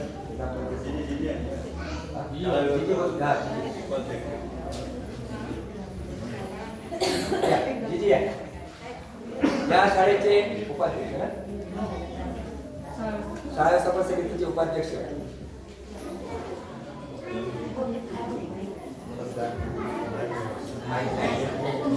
श्रीदेवी माऊली, विद्यादेवी सरस्वती आणि गणपतीला वंदन करणे आजच्या कार्यक्रमाला सुरुवात करतो. आज central primary school ready number 1 या शाळेत माझी विद्यार्थी मेळावा भरवण्यात आला आहे. हा भरवण्यामागचा शासनाचा उद्देश काय आहे हा आपल्याला सर्वांना जवळजवळ कळलाच असेल आणि आजच्या या काळात तो मी थोडक्यात सांगणार आहे आपल्याला. प्रथम या मेळाव्यासाठी आज जे मान्यवर लाभले आहे माझे विद्यार्थी, ज्येष्ठ माजी विद्यार्थी, आजचे अध्यक्ष दादा नाईक, आपले ग्रामपंचायत सरपंच भाई राणे, त्याचप्रमाणे माजी जिल्हा परिषद सदस्य आणि माजी शिक्षण व आरोग्य सभापती प्रितेश राव, त्याचप्रमाणे आपले गावचे शिक्षक सर्वांना वंदनीय आहेत, आदरणीय आहेत ते आजगावकर सर, त्याचप्रमाणे या शाळेच्या मुख्याध्यापिका कांबळीबाई, त्याचप्रमाणे त्यांच्या सहकारी शिक्षिका परब आणि नाईक मॅडम, त्याचप्रमाणे व्यवस्थापन समितीच्या अध्यक्षा रेडकर मॅडम, आमचे सहकारी साजी, त्याचप्रमाणे आपल्या गावचे पोलीस पाटील पांडजी आणि अमित मडजे, त्याचप्रमाणे उपस्थित सर्व ग्रामपंचायत सदस्य राहुल मॅडम, त्याचप्रमाणे इतर मान्यवर आणि उपस्थित सर्व माजी विद्यार्थी आणि पालक, आजी विद्यार्थी आणि शिक्षक यांचं मी प्रथम इथे सर्व आपला वेळ काढून इथे उपस्थित राहिल्याबद्दल मी त्यांना धन्यवाद देतो. आणि माझे विद्यार्थी आज बघितले तर खरोखरच कमी संख्या आहे, पण असो ज्यांना आपल्या शाळेबद्दल प्रेम आस्था असेल तो वेळात वेळ काढून खरोखरच इथे उपस्थित राहतो आणि तेच उपस्थिती आपण सर्वांनी इथे दाखवून दिलेली आहे. आणि आजचा जर विषय पाहिला तर असं वाटतं की मराठी शाळेकडे येणारी मुलं ही कुणाची असतात तर त्या माजी विद्यार्थ्यांचीच असतात. म्हणूनच हा शासनाने हा मेळावा घेण्याचं योजलेला आहे किंवा ठरवलेलं आहे आणि त्याचप्रमाणे या शाळांना हे परिपत्रक आलेलं आहे.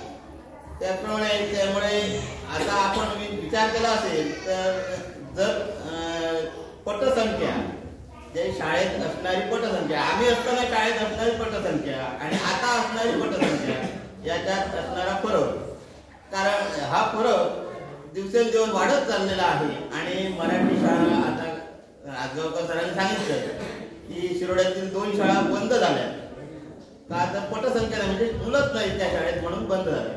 तीच परिस्थिती आज रेडी गावात असणाऱ्या 5 शाळा चालू आहे. ती परिस्थिती आज पुढच्या वर्षी येणार आहे ती गावतळ्या शाळेत येणार आहे. आज एकच विद्यार्थी गावतळ्या शाळेमध्ये आहे आणि पुढच्या वर्षी तो 5वीत जाणार आहे, म्हणजे ती शाळा जवळजवळ बंद होणार आहे. मनाला खरोखर दुःख होतंय. आम्ही पालकांना समजावण्याचा प्रयत्न केला पण असणारा इंग्रजी माध्यमाकडे कल म्हणून याने मुलं आपलं घातलं, जो त्याचा मुलगा जातो इंग्लिश मीडियम मध्ये म्हणून मी माझा मुलगा पाठवला, अशी परिस्थिती झालेली आहे. आणि ही परिस्थिती होऊ नये, आपल्या शाळा टिकाव्या यासाठी आपण माजी विद्यार्थी या नात्याने आपण हे गांभीर्याने घेतलं पाहिजे असं माझं एक मत आहे. आपण सर्वांनी या मराठी शाळेतून शिकलो, मोठे झालो आणि आता आपली मुलं शिकतायत, त्यांच्यावर असणारे संस्कार, आपल्यावर असणारे संस्कार याचाही विचार करणं गरजेचं आहे.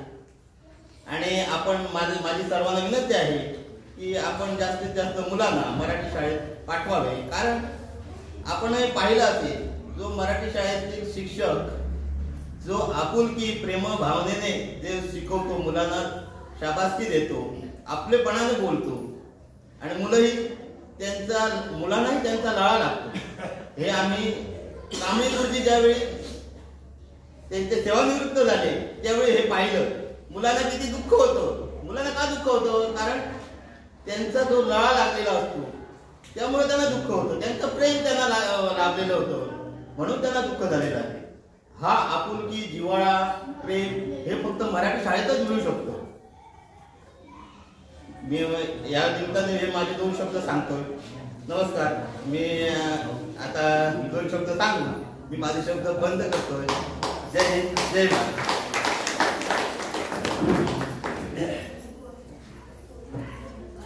धन्यवाद. सवय झाली माई बोलायची.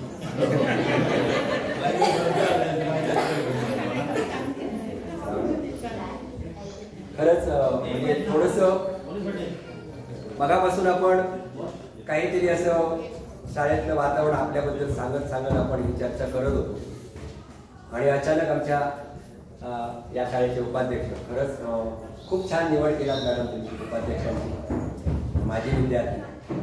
आणि अगदी 5 मिनिटामध्ये त्याने जे काही चित्र उभं केलं, एक वातावरणच एक बदलून गेलं सभागृहाचं. आणि वस्तुस्थिती मित्रांनो खरी आहे. या कानाने ऐकून त्या कानाने सोडून द्यायचं असं नाही आहे. भविष्य खूप कठीण आहे आणि जे वक्तव्य आलंय ना ते असं मनापासून तळमळीने आलेलं आहे. त्यामुळे या सगळ्या गोष्टीचा विचार आपण सगळ्यांनी करणं गरजेचं आहे. भविष्यामध्ये आपण ह्या गोष्टीचा एकत्र विचार करूया. आणि गावतळ्यातली शाळा यावर्षी 1 विद्यार्थी आहे, पुढच्या वर्षी बंद होणार आहे. हा जरी रेडी नंबर 1 शाळेचा जरी माजी विद्यार्थ्यांचा जरी हा मेळावा असला तर या मेळाव्यामध्ये आपण सगळ्यांनी ठरवूया की गावतळ्यातली शाळा पुढच्या वर्षी आपण बंद पाडायला द्यायची. त्याच्यासाठी आपण सगळ्यांनी प्रयत्न करा. ही जबाबदारी फक्त गावतळ्यातल्या लोकांची नाही आहे, त्या ठिकाणच्या पालकांची, ग्रामस्थांची नाही आहे. ही जबाबदारी ती शाळा वाचवणं, त्या शाळेमध्ये मूळ टिकवणं ही जबाबदारी सुद्धा आम्हा सगळ्यांची आहे. आणि त्याच्यासाठी काय करता येईल त्याच्यासाठी आम्ही त्या लोकांशी बोलून आपण काहीतरी पुढे मार्ग काढूया. यानंतर आपल्या गावचे प्रथम नागरिक आणि या शाळेचे माजी विद्यार्थी नसताना सुद्धा आज गावाची संपूर्ण धुळा त्यांच्या खांद्यावर असल्यामुळे गावातील प्रत्येक कार्यक्रम म्हटल्यानंतर त्या ठिकाणी सरपंच, मी नेहमीच सांगतो, एकदा सरपंच निवडून आल्यानंतर ते संपूर्ण गावाचे असतात.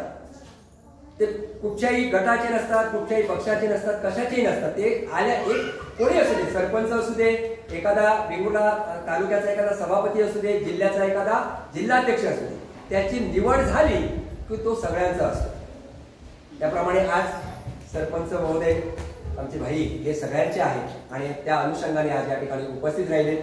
मगापासून हे आमचं सगळं या शाळेच्या माध्यमिक विद्यार्थ्यांचं कोड कौतुक वगैरे जे काही चाललंय ते त्यांनी सगळं निरीक्षण केलेलं आहे. आता आपल्याला त्यांच्याकडून हे सगळं ऐकायचं आहे की त्यांचे काय विचार असतील. धन्यवाद.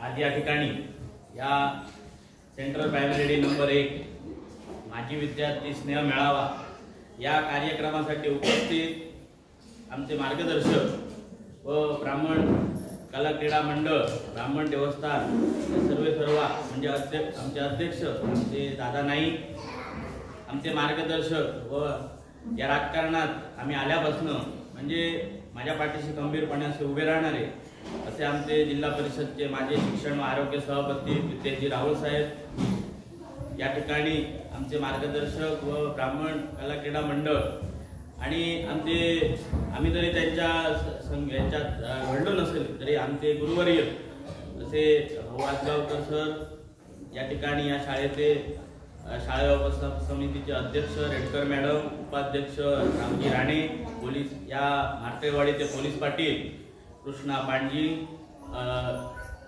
सुनील साजी, ग्रामपंचायत सदस्य प्रज्ञा राऊळ, या ठिकाणी उपस्थित असणारे माजी विद्यार्थी, ज्येष्ठ आपल्या रेडेगावचे रेडकर काका, या ठिकाणी उपस्थित असणारे अमित मडिये, महेश नाईक, उपस्थित बाबा राऊळ, माजी तंटामुक्ती अध्यक्ष बाबा राऊळ, उपस्थित सर्व माझ्या रेडी गावातील माझ्या माता भगिनी, ग्रामस्थ आणि या शाळेचे माजी विद्यार्थी, खरोखर आज या म्हणजे शासनाचा मागच्या महिन्यात एक जी आर आला, शालेय भौतिक विकास आणि सुरक्षा, या अंतर्गत आपण वेगवेगळे उपक्रम या ठिकाणी राबवले पाहिजेत आणि या उपक्रमाच्या या ठिकाणी म्हणजे पदसिद्ध अध्यक्ष आणि त्या गावातील जे जे मान्यवर या ठिकाणी असतील म्हणजे वकील, डॉक्टर, म्हणजे शाळा मुलांची भौतिक आणि बाबीतनं किंवा इतर बाबीतनं जी काही प्रगती व्हायला पाहिजे यासाठी त्या सगळ्या ज्या काही कमिट्या होत्या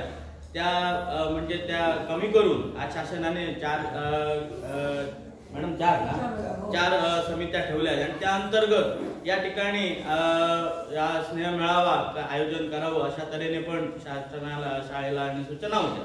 खरोखर आज माजी विद्यार्थी म्हणून या शाळेसाठी आपण म्हणजे आता राहुल साहेब मला म्हणत होते की 309 लोकांचा ग्रुप आम्ही केलाय म्हणजे माजी विद्यार्थ्यांचा. आज शाळेसाठी कुठेतरी आज जो का पुरेसा वेळ त्यांना या मेळाव्यासाठी देता येईल. भविष्यात या मेळाव्याची एक आज जी काही सुरुवात झाली आहे आणि भविष्यात हा मेळावा चांगला होईल आणि सगळे जे काही माजी विद्यार्थी आज आमच्या अध्यापकांनी सांगितलं की हा कुठेतरी एप्रिल मे आपण करून म्हणजे काय मुंबईवरून पुण्यावरून आपल्या नोकरीसाठी आपल्या पोटासाठी जे काय बाहेर माजी विद्यार्थी शाळेतनं घडून आत गेले आहेत ते पण या ठिकाणी येऊन आपली जी काय पूर्ण जी काय माजी विद्यार्थ्यांची संख्या या शाळेसाठी जे काय माजी विद्यार्थ्यांची उपस्थिती आवश्यक आहे ती पूर्ण होईल आणि इथून चांगला अगदी मेळावा या ठिकाणी घडेल. कारण आम्ही पण आमच्या भाषणात आता जे काही विद्यार्थी इथे शिकतात त्या विद्यार्थ्यांना आम्ही या ठिकाणी पण सांगत असतो की आपल्या या शाळेतून शिकून गेल्यानंतर आपल्या शाळेची, आपल्या गुरुजनांची, आपल्या आई वडिलांची आठवण आणि या शाळेसाठी आपल्याला काय करता येईल ते आपण सर्वजण तुम्ही या ठिकाणी करा.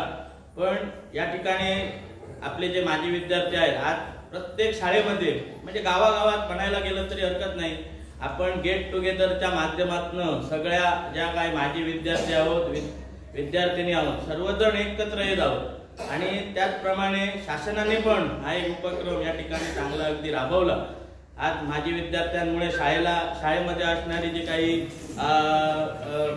कमी जास्तीपणा जे काय म्हणजे जे काय शाळेचे जे काही वेगवेगळ्या समस्या असतील या कमी जास्तपणा आपल्या सर्वांना या ठिकाणी समजेल आणि त्यातून आपण माजी विद्यार्थी आर्थिक म्हणा किंवा मेहनतीने म्हणा की या शाळेचा उपक्रम आपण कुठेतरी चांगला अगदी करू शकू किंवा शाळेसाठी जी काय मदत करू शकू यासाठी हा उपक्रम शासनाचा असावा असं या ठिकाणी मला वाटतं. आपण माजी विद्यार्थी म्हणून घडून गेलो, प्रत्येकाने आपापल्या शाळेचे म्हणजे आपण या माजी विद्यार्थी म्हणून या शाळेत आज 3:30-4 वाजता 3 वाजता पाऊल ठेवलं असेल त्यावेळी आपल्या शाळेला जे आपल्या मनात प्रत्येकाच्या मनात पूर्वीचे जे काही आपले पहिलीपासूनचे दिवस असतील ते प्रत्येकाला आठवलं आणि त्यातून आपण चांगलं अगदी म्हणजे त्या आत इथे बसल्यानंतर आम्ही इथे बसले, मी त्या रूम मध्ये होतो, त्या वर्गखोलीत होतो, अशा तऱ्हेने जे जे आपल्याला आठवलं ते आपण या ठिकाणी आम्हाला सर्वांना सांगितलं. ऐकून पण म्हणजे आम्ही पण गावतळी शाळेतनं हायस्कूलमध्ये 5वीला आलो जे आणि ही शाळा बाजूला असल्यामुळे भरपूर अशी म्हणजे जवळजवळ 500 ते 600 आम्ही दोन्ही शाळेची मुलं या ठिकाणी एकत्र येतो मधल्या सुट्टीला. आणि ज्या काय मधल्या सुट्टीला म्हणजे त्यावेळेचं ते वातावरण आता कुठेतरी आम्हाला कमी दिसत आहे. आणि खरोखर आज जे काय सांगायचं म्हणजे माजी विद्यार्थी आणि प्रत्येक जण माजी विद्यार्थ्यांची बॅच आज आपल्या शाळेसाठी हायस्कूलसाठी म्हणा किंवा आपल्या शाळेसाठी कुठे ना कुठे छोटी छोटी भेटवस्तू या उपक्रम चालू व्हायच्या अगोदर पण आपण सर्वजण देत आलो. यापुढे पण चांगला अगदी या ठिकाणी माजी विद्यार्थी म्हणून आपण सर्वजण मदत कराल असं या ठिकाणी मला वाटतं. कारण या शाळेसाठी म्हणजे जिल्हा परिषदच्या ज्या सर्व शाळा आहेत आणि हायस्कूल आहे म्हणजे आम्ही या राजकारण पदापर्यंत आलो तेव्हा या शाळेनुसार ज्या ज्या मागण्या होत्या त्या पोचवण्यासाठी. कारण माझी सुरुवात झाली त्यावेळी माझा वेळ एकदा चांगला होता का राजकारणाचा तेवढा अनुभव नव्हता पण देवीची काय किमया होती की प्रितेश राऊळ त्यावेळेस शिक्षण आणि आरोग्य सभापती होते. ज्या ज्या गोष्टी आम्ही सांगितल्या त्या गोष्टी त्या वेळेस 2018, 2019, 2020 पर्यंत म्हणजे एकदम सपाट्याने चालू होत्या. बाकीच्या म्हणजे आम्ही जवळून त्यांच्या कॅबिन मध्ये बसायचो. बाकीच्या शाळांच्या पण ज्या काय गोष्टी होत्या त्या म्हणजे जास्त रेडीसाठी काय करता येईल आणि सेंट्रल प्रायमरी रेडी नंबर 1 म्हणजे राहुल साहेबांची शाळा होती म्हणून जे ते तिकडे काय करता येईल या उद्देशाने ते चांगलं अगदी या ठिकाणी म्हणजे रेडीसाठी सर्व निधी सुकळबाट शाळा म्हणजे हुडा शाळेचा विषय होता, अंगणवाडीला जागा नव्हती तो पण चांगला अगदी मार्गाला त्यावेळी लावला. आणि ह्या शाळेसाठी जे काय असणारी छप्पर दुरुस्ती असेल किंवा त्यांच्या फरशाची दुरुस्ती असेल किंवा इतर ज्या ज्या छोट्या छोट्या मागण्या होत्या त्या पण पुरवण्यासाठी आज बऱ्यापैकी प्रयत्न झाले. गावकरी शाळेचा विषय म्हणजे अंगणवाडीचा विषय काही ह्याच्यानुसार आम्ही मार्गाला लावला. ज्या जमिनीची बाबी होत्या आमच्या उपाध्यक्ष आहेत त्यांच्याच कुटुंब त्यांनी पण त्यावेळेस मोठं असं मन दाखवून सगळ्यांनी त्या कुटुंबाने आज जागा तिथे दिली, कुठल्याही तऱ्हेचा अडथळा नाही अशा तऱ्हेने गावतळ्याच्या शाळेचा अंगणवाडीचा आणि विषय मार्गाला लागले. आणि कन्या शाळा किंवा कन्या अंगणवाडी या स्मार्ट अंगणवाडी व्हाव्या, आपला पाया मजबूत व्हावा यासाठी म्हारतळे, कन्या आणि आता बोंडोईची वाडी या सगळ्या अंगणवाड्या अशा स्मार्ट होण्यासाठी पण आमच्या सर्वांनी लोकप्रतिनिधी मार्फत म्हणजे शिक्षण एक कुठे दर्जा कमी राहता कामा नये. आमच्या मार्फत पण इंग्लिश स्पीकिंग स्कोर चं शिक्षण म्हणजे आम्ही लॅपटॉपद्वारे म्हणजे जो काय एक सॉफ्टवेअर अपडेट करून सर्व शाळांना इथे पुरवलं होतं. म्हणजे प्रत्येक विद्यार्थ्याला जे काही बेसिक इंग्लिश यायला पाहिजे त्यासाठी पण आम्ही या ठिकाणी जो काही सॉफ्टवेअर ग्रामपंचायत मार्फत शिक्षणासाठी आणि राहुल साहेबांनी आपल्या या शाळेसाठी इंग्रजी माध्यमातून एक शिक्षणाची पण शिक्षकाची सोय केलेली होती. आज खरोखर आपण सर्वजण माजी विद्यार्थी एकत्र आहोत. याच्या पुढे आमच्या तुमच्या सर्वांच्या या शाळेच्या कारण ही शाळा म्हारतळेवाडी, बोंडुईची वाडी आणि इकडनं चर्मकारवाडी पर्यंत कार्यान्वित होती आणि त्यातून आपण सर्वांनी चांगला अगदी पुढे एक उपक्रम राबवून या शाळेसाठी म्हणजे आमची मदत लागेल तेव्हा हाक मारा आणि आम्हाला गृहीत धरून पण आपण कुठचाही या शाळेसाठी मदत करावी अशी माझी पण या शाळेसाठी इच्छा आहे. कारण आमच्या कांबळे मॅडम त्यांचे सर्व शिक्षक या ठिकाणी चांगला दर्जा म्हणजे शिक्षकांची कमतरता कुठेच नाही आहे. कारण चांगले शिक्षक या रेडी गावातच काही माझे लोकप्रतिनिधी म्हणजे आता वारंवार राहुल साहेबांमुळे हे आम्हाला शक्य होतं. कारण शिक्षकांची संख्या आणि चांगले शिक्षक या ठिकाणी सर्व म्हणजे सुकळबाट नसू द्या इकडच्या शाळेत असू द्या किंवा उडा शाळेत आणि गावतळ आणि कनियाळ या शाळेत पण चांगले शिक्षक या ठिकाणी आहेत. गावतळ शाळेचा विषय हा बऱ्यापैकी म्हणजे माझ्या सर्व गावतळवाडीतील म्हणजे मागच्या 2-3 वर्षापासून एकच विद्यार्थी तिकडे पटसंख्येत आहे आणि तिथून आम्ही कसा तरी म्हणजे म्हणजे तिकडचे पालक वर्ग असतील, तिकडचे बाजूच्या शाळेचे जे काही राहणारे असतील, सर्वांनी मिळून ती शाळा चालवावी म्हणून प्रयत्न नक्की करतायत. माझे सर्व माजी लोकप्रतिनिधी गावकळवाडीचे असतील, शाळा कुठेतरी चालावी. प्रत्येक शाळेसाठी जरी मुलगा एक असला तरी सर्व माजी लोकप्रतिनिधी रावजी राणे असतील, राजन राणे असतील, सर्वजण त्या ठिकाणी येऊन ती शाळा कशी ना कशी चालवावी आणि त्या शाळेसाठी कुठे कमतरता राहता कामा नये यासाठी प्रयत्न करत आहोत.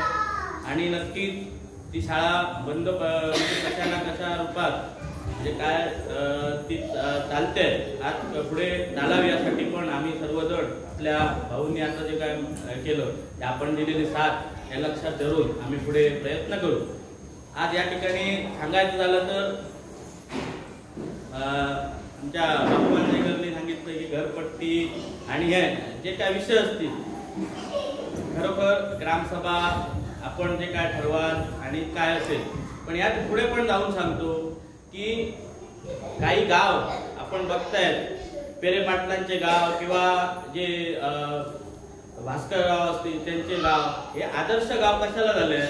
कारण त्यांच्याकडे जी काय दारिद्र्य रेषेखालची किंवा इतर ज्या घरपट्ट्या आहेत त्या एप्रिल आणि ह्या महिन्यातच भरल्या जातात आणि पुढच्या कालावधीत जे दारिद्र्य रेषेखालची जी नावं आहेत ती तिकडे कोणतीच नाही आहेत. त्यांनी सगळ्यांनी आपली गाव सुजलाम सुफलाम याच्यात आदर्श यायला पाहिजे म्हणून दारिद्र्य रेषेखालची पण सगळी म्हणजे त्या गावाने दाखवलेली ती एकजुटता. दारिद्र्य रेषेखालचे गाव नाही, माझ्या गावाची भौतिक परिस्थिती वेगळी आहे. आता ज्या ग्रामपंचायतने जो काय निर्णय घेतलाय तो त्या भौगोलिक परिस्थितीला अनुसरून असेल. माझ्या गावाची भौगोलिक परिस्थिती वेगळी आहे. मला सांगा त्यावेळी आमच्याकडे मायनिंग नव्हतं, पण ग्रामपंचायतला जे काय असणारी घरपट्टी भरून आमच्या सगळ्या शाळा म्हणजे या 5 जिल्हा परिषद ही हायस्कूल जवळजवळ हायस्कूलमध्ये 400-500 विद्यार्थी होते. आज त्या काळात घरपट्टी भरण्याचे म्हणजे मायनिंग एवढं कमी होतं. आज मायनिंग आमचा मुख्य स्रोत आहे म्हणून मायनिंगचं उदाहरण देतो, पण घरपट्टी भरूनच आज या ठिकाणी सर्व शाळा चालायच्या आणि त्या सर्व शाळा आज कुठेतरी आपली सर्वांची देवीच्या माऊलीच्या कृपेने आपल्या रेडी पंचायतनाच्या कृपेने आपण सर्वांची परिस्थिती चांगली आहे. पण शाळा आपल्या ज्या काही मेंटेन आपली जी काही विचारसरणी आहे त्याच्यामुळे कुठेतरी कमी होत चालल्या आहे. घरपट्टीचा विषय असेल आपण नक्की ग्रामपंचायत म्हणून तो सोडू. जर माझ्या शाळा चांगल्या अगदी तुडुंब भरून विद्यार्थ्यांनी पुढे चालत असतील तर नक्की ग्रामपंचायत म्हणून यातून मार्ग काढून आम्ही ते घरपट्टीसाठी जो काय असणारा निर्णय तो आपल्या ग्रामसभेच्या मार्गाने आपण घेऊ. पण पूर्वीची परिस्थिती पैसे नसताना पण या शाळा चालायच्या ही परिस्थिती नाकारता येणार नाही. कारण आपल्या जवळजवळ 180 ते 200 विद्यार्थी या आता मातोश्रीमध्ये शिक्षण रेडी गावाच्या घेत आहेत.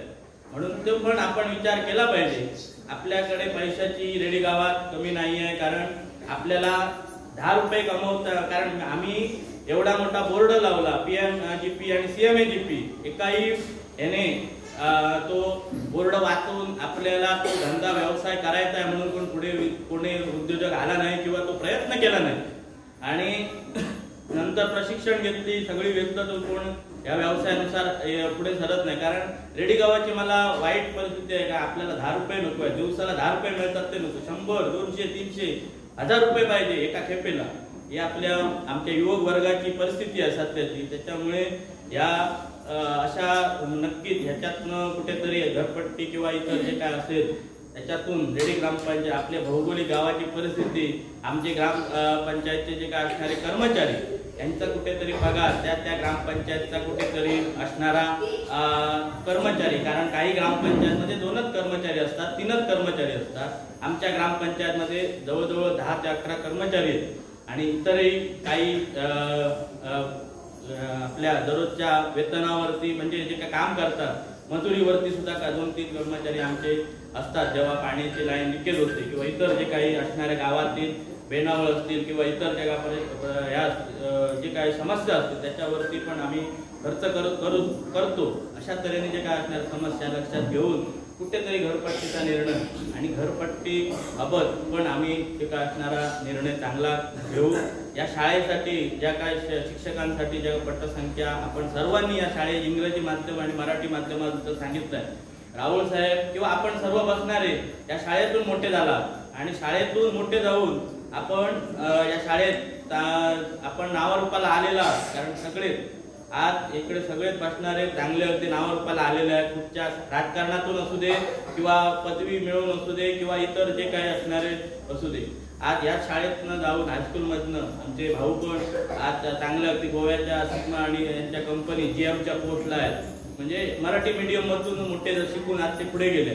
म्हणजे आपली जर विचारसरणी जर तशी असेल तर आपण पण पुढे या मराठी माध्यमाच्या शाळा टिकवू शकतो. खरोखर आपण सर्वांनी जो काही या ठिकाणी आपण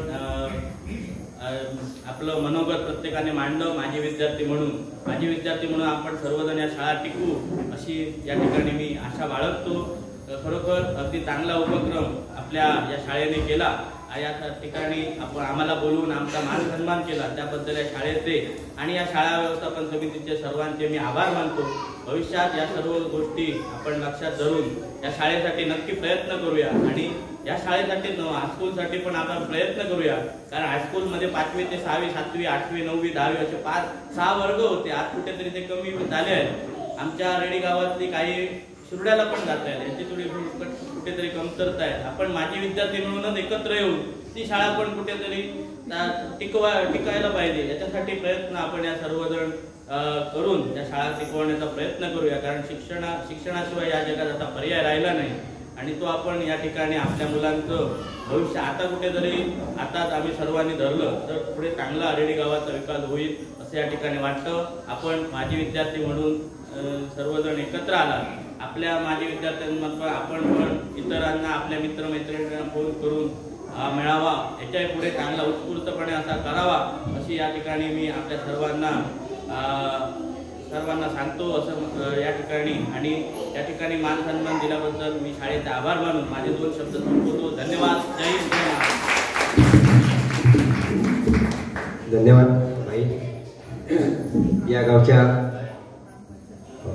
सरपंच पदावर आपण काम करत असताना खरोखरच आपण आता व्यक्त होत असताना पूर्ण गावातील सगळ्या शाळांचा आणि गावाच्या दृष्टिकोनातून आपल्या बोलण्यातून आढावा घेतला आणि ते खरं गरजेचं होतं. पण हे सांगितल्याशिवाय कोणाला कळत नाही काही गोष्टी.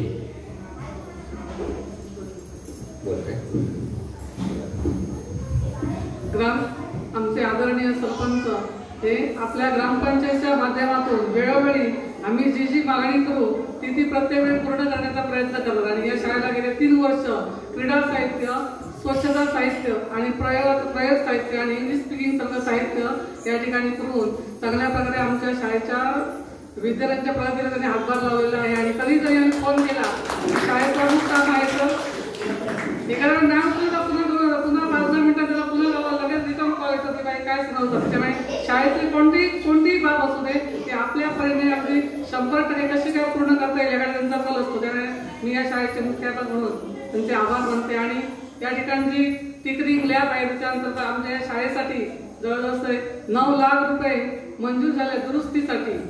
हल्ली सावंत इंजिनिअरिंगमध्ये मापावर घेऊन गेलेले आहेत आणि त्याचं संपूर्ण सह्य जिल्हा परिषद तर्फे काम होणार आहे. आणि जर सह्य आमचे राहुल सर यांना जर सह्य आणखी पाठपुरावा करणार आहे पुढे सुद्धा काय काम असेल तर त्याचा पाठपुरावा तेच करणार आहे. त्यांनी सांगितलं सावंत येऊन सांगत होते की ही तुमच्या राहुल सरांची शाळा आहे बाबा आमच्या करू तर जाऊया. त्याच्यामुळे तुमची सगळे धोरण तुम्ही ती सांभाळायची आहे.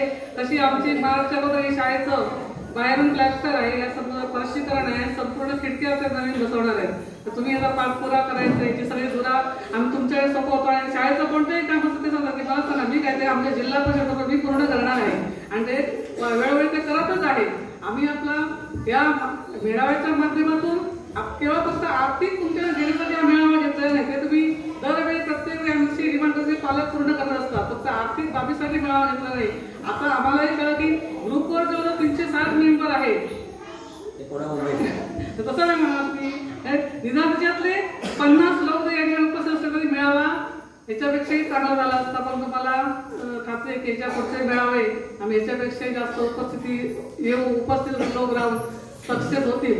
कारण कुठलाही जेव्हा एखादी गोष्ट आम्ही ते आयोजित करतो कुठेतरी आमच्या पण त्या ठिकाणी एक मेहनत असते, आमची पण त्या ठिकाणी एक भावना असते आणि त्या भावनेतून काहीतरी आम्ही आयोजित करत असतो. धन्यवाद. धन्यवाद मॅडम. विद्यार्थ्यांचं हित आणि शिक्षणाचं महत्त्व लक्षात घेऊन सन्माननीय या गावचे सरपंच महोदय भाई राणे आणि प्रितेशी राऊत माजी शिक्षण व आरोग्य सभापती आयताबाईंच्या बोलण्यातून ऐकल्यानंतर ह्या ज्या काही सगळ्या शासनाच्या योजना असतील किंवा शाळेच्या ज्या गरजा असतील त्या प्रामुख्याने पुढाकार घेऊन त्यांनी पूर्ण केलेल्या आहेत, करत आहेत आणि भविष्यामध्ये सुद्धा त्या निश्चितच काय करणार आहेत, पूर्ण करणार आहेत. मी भाईंना धन्यवाद देतोय की आपण या सर्व शाळांच्या माध्यमातून जी काही प्रशासनाच्या माध्यमातून सर्व शाळांच्या सगळ्या गरजा पूर्ण करण्याचा प्रयत्न करतात. गावतळी शाळेचा पण विषय तुम्ही हाताळणार आहात आणि यापुढे सुद्धा आम्ही जो काय माजी विद्यार्थ्यांचा जो मेळावा घेऊ त्याला सुद्धा तुम्ही चांगल्या प्रकारे सहकार्य करून भविष्यामध्ये हे आम्हा सगळ्यांना या ठिकाणी या शाळांच्या माध्यमातून विद्यार्थ्यांच्या विकासाच्या माध्यमातून गुणवत्तेच्या माध्यमातून सहकार्य करण्याचं आपण आश्वासन दिलेलं आहात. मी सन्माननीय प्रितेशी राऊत या शाळेचे विद्यार्थी आणि ज्याने जिल्हा परिषदेचं सिंधुदुर्ग जिल्हा परिषदेचं शिक्षण व आरोग्य सभापती हे मानाचं पद ज्यांनी भूषवलं त्यांना मी विनंती करतो की त्यांनी आपलं मनोगत व्यक्त करावं.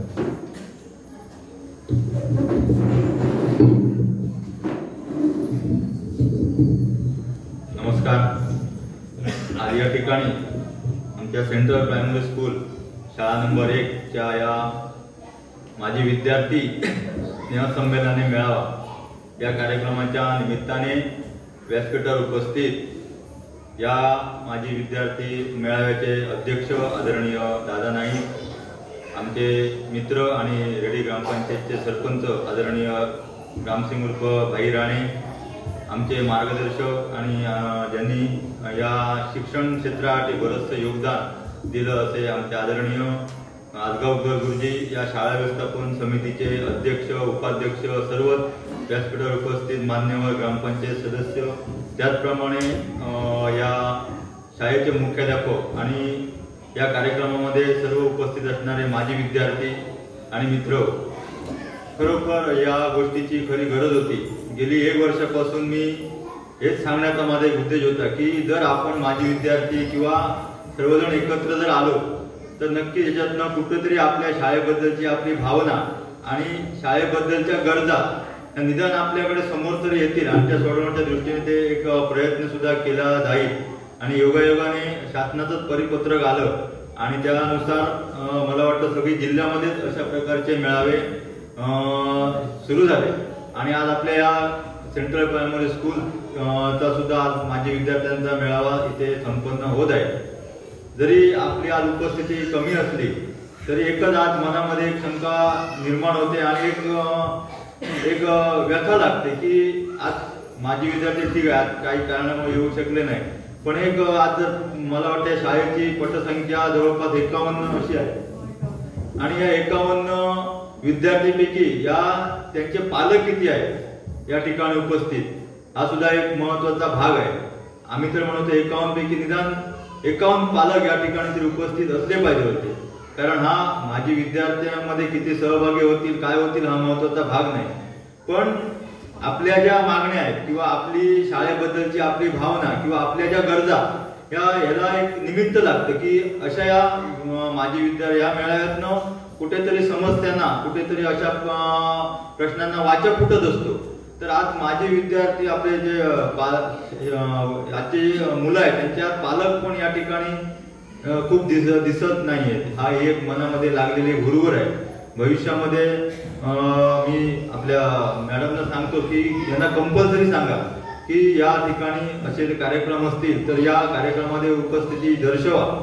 आज जर या ठिकाणी आपण बघितलं, आज जर आपल्या इंग्लिश मिडियमचा जर मेळावा असता तर त्या ठिकाणी जिथे जेवढे विद्यार्थी आहेत तेवढी उपस्थिती पालकांची असली असती. ही सुद्धा एक शोकांतिका आहे.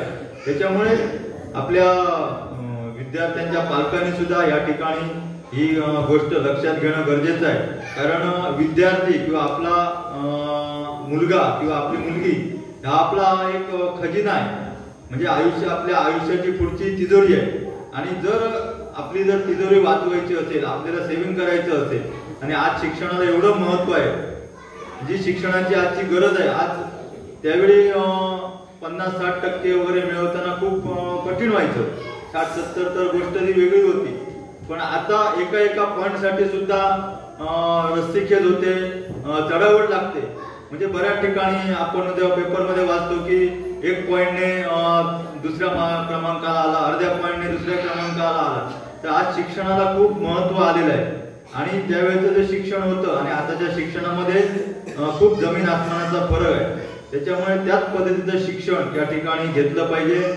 आज सर्वच आपल्या माजी विद्यार्थ्यांनी काही आपले सर्वांनी चांगले अनुभव सांगितले. काही जणांनी शाळेबद्दलची पुढची समस्या या सांगितलं. काही बऱ्याच वक्त्यांनी त्याचप्रमाणे माजी विद्यार्थ्यांनी आमचं कौतुक पण केलं.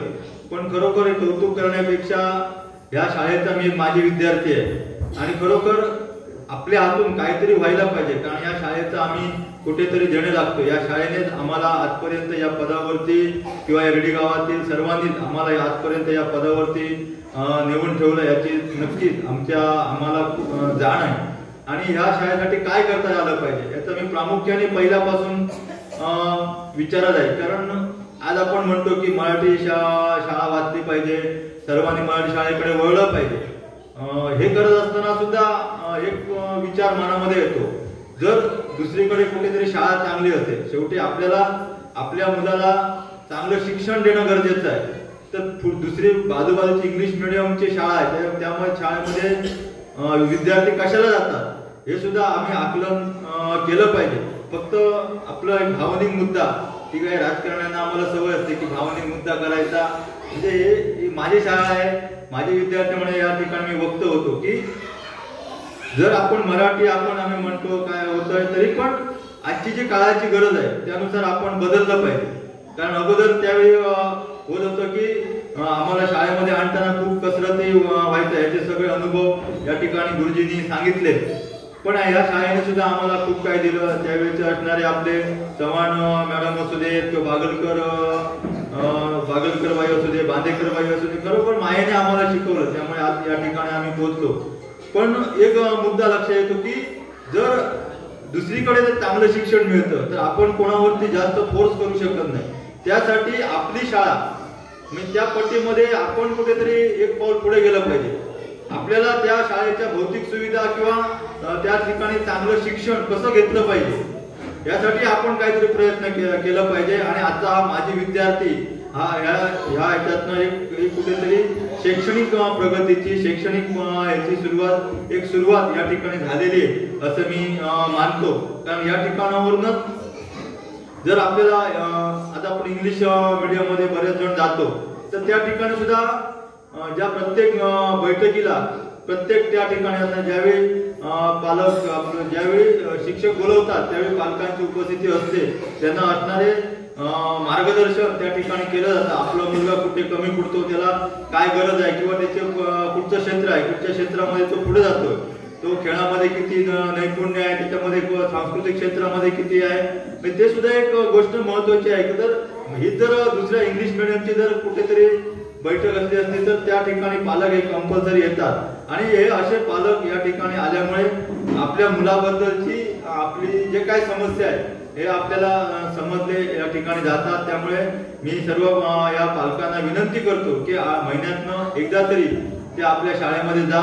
आपला मुलगा कुठे कमी आहे, कुठे क्षेत्रामध्ये आवड आहे याची पूर्ण माहिती या ठिकाणी शिक्षकाकडनं घ्या. कारण बरीचशी मुलं आहे ही शिक्षकांकडे व्यक्त होतात, कारण शिक्षक त्यांना चांगल्या प्रकारचा लळा लावतात.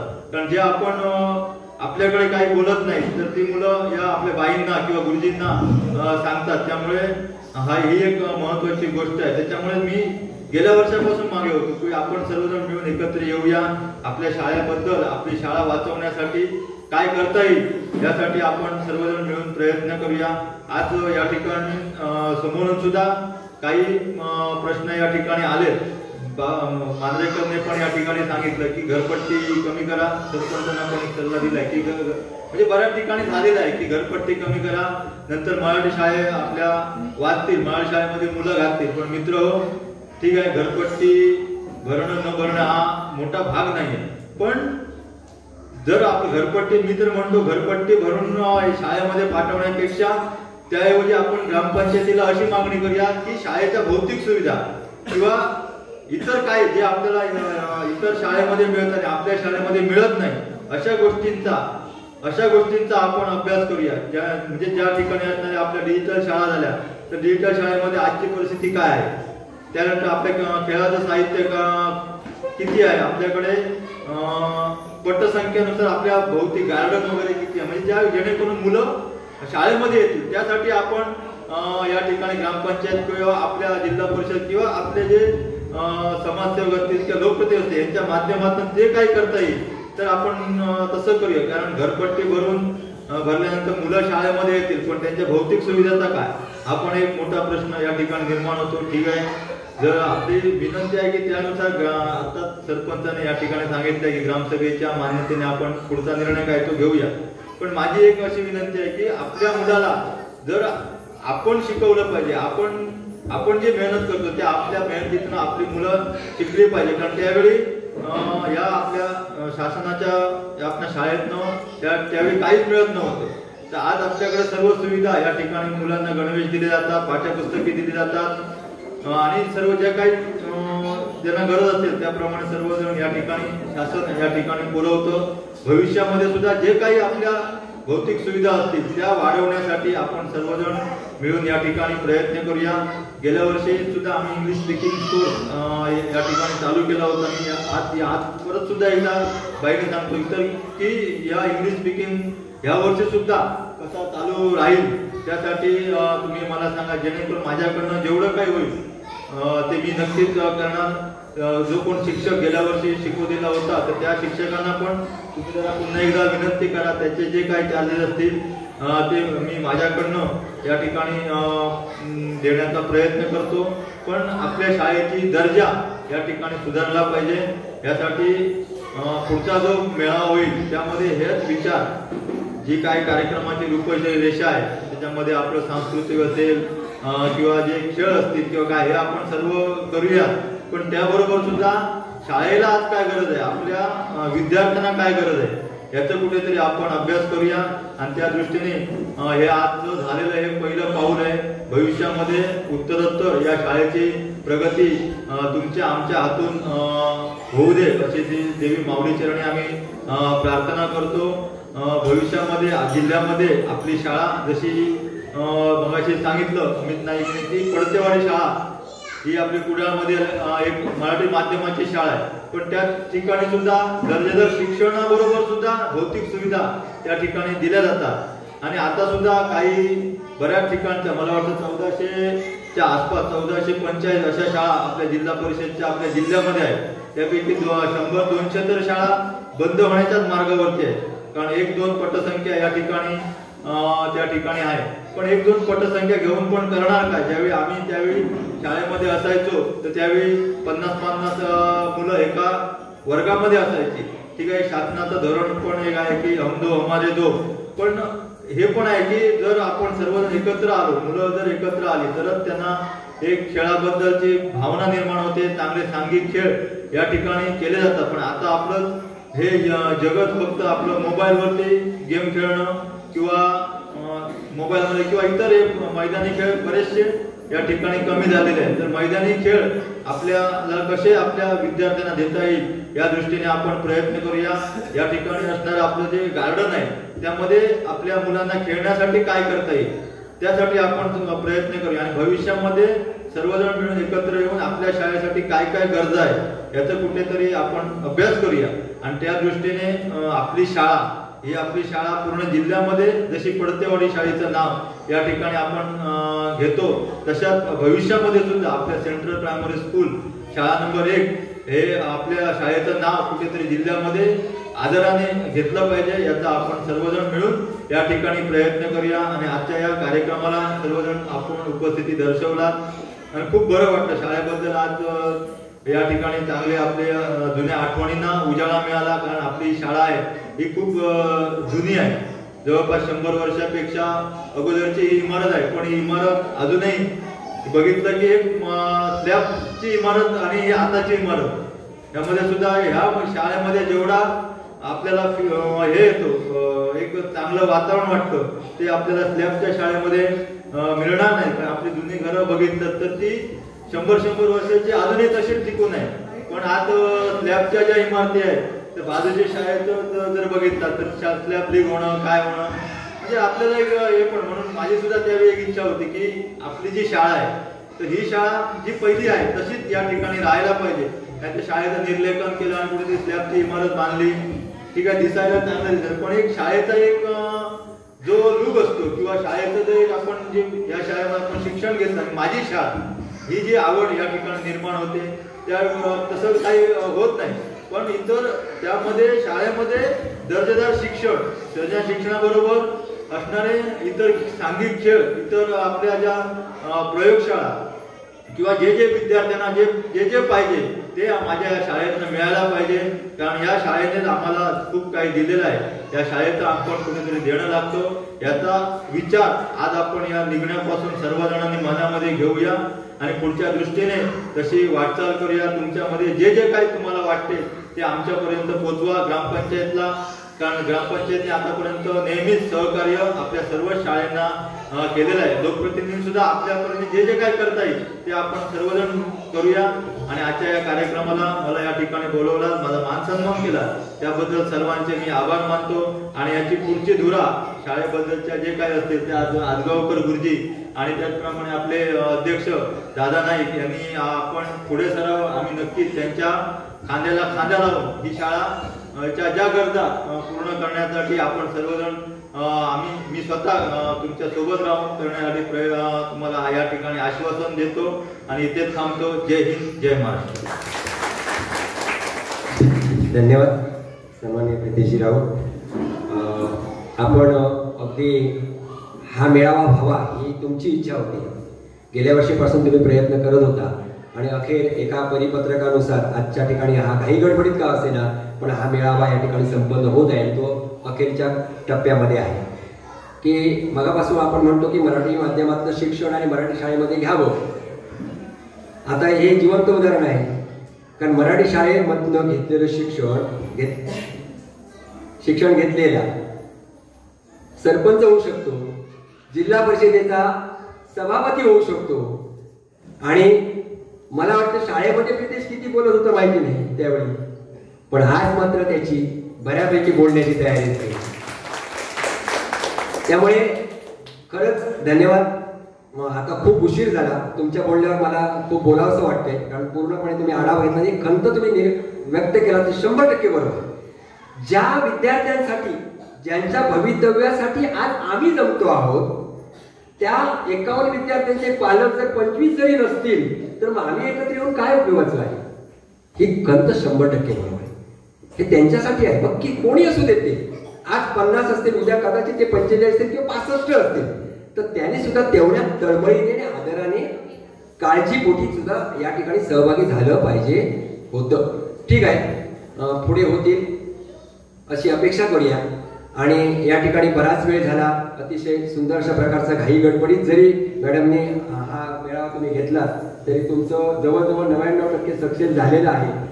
तर या कार्यक्रमाचे अध्यक्ष, ज्याला या कार्यक्रमासाठी अध्यक्ष म्हणून आपण निवडले ते दादा नाही.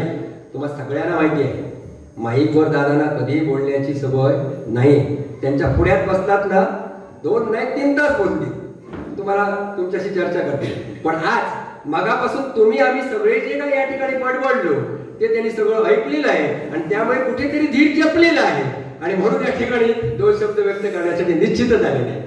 नमस्कार. बरीच माईवर बोललो नाही, भाऊनी सांगितलं. माझे गुरुवर्य माई आदरणीय व्यासपीठावर असलेली सगळी मंडळी आदरणीय आहे आणि मुद्दा एकच आहे. सगळ्यांनी सगळं सांगितलं, अमित पासून देवी, ज्योती, अनिता, नंदू आणि जे काय सगळे व्यासपीठावर सगळी मंडळी बोलली. हे अगदी एक मुद्दा एकच आहे की शाळा टिकवणं. आज माझ्या सुद्धा घरात बाईने मला मोठ्या संकटात घातलं, अध्यक्ष केलं आहे. सांगायचं तेच म्हणून मी उठलोय बोलायला. कारण मी प्रत्येक वेळी सांगतो, ज्या शाळेत मी जातो किंवा कुठच्या कार्यक्रमात जातो तिथे त्याच्यात प्रमुख पाहुणे म्हणून जे असतात त्यांची नातवंड इंग्लिश मिडियमला शिकतात आणि सांगतात, भाषण कसलं देतात, जिल्हा परिषद शाळेत आहे. आणि आज तेच परिस्थिती माझ्यावर आहे. तर ते बाईने जर काही मला अध्यक्षपद दिलं, माझ्या घरात सुद्धा भावंडांची मुलं माझ्या इंग्लिश मिडियम जातात, पण मी त्यांना जायच्या अगोदर मला सांगणं असतं, मार्गदर्शन असतं की तुम्ही मराठी शाळेत घाला. माझ्या भावा मी सांगतो की तुम्ही मराठी शाळेत घाला, तिकडे जाऊ नका. पण मुलं ऐकत नाही. मला ती व्यक्ती जाते ना, मग त्याच्याबरोबर मला मुलं ऐकत नाही. आज वेगळं म्हणजे बोलू नये असं, मुलं ऐकत नाही. मुलाचा बाप कोण आहे, मुलं जन्माला घातलं कोणी, हे उत्तर नाही. मुलं ऐकत नाही हे नाही. शाळेत कुणी कुठे पाडायचा पालकांचा निर्णय आहे. पालकांनी आपल्या मुलांचं पुढे भविष्य घडवण्यासाठी ते करायचं आहे. आणि आज माझ्यावरती पाळी आले की बाईनी जसं मी सांगतो दुसऱ्यांना, अरे आजच्या कार्यक्रमाला अमुक माणूस होता पण त्याची नातवंड आज इंग्लिश मिडियमला आहे, त्याची भाषण मात्र ते दिलं. तसे माझ्यावरती आज वेळ बाईने आणली. मी काय बाईने असं म्हणत नाही, सांगतो आज ह्या शाळेचा स्टाफ आहे ना सगळ्या शाळेंचा एवढा म्हणजे जोगण्यासारखं आहे की त्यांचं शिकवणी खूप म्हणजे मी ऐकून सांगतो, बघितलेलं पण आहे.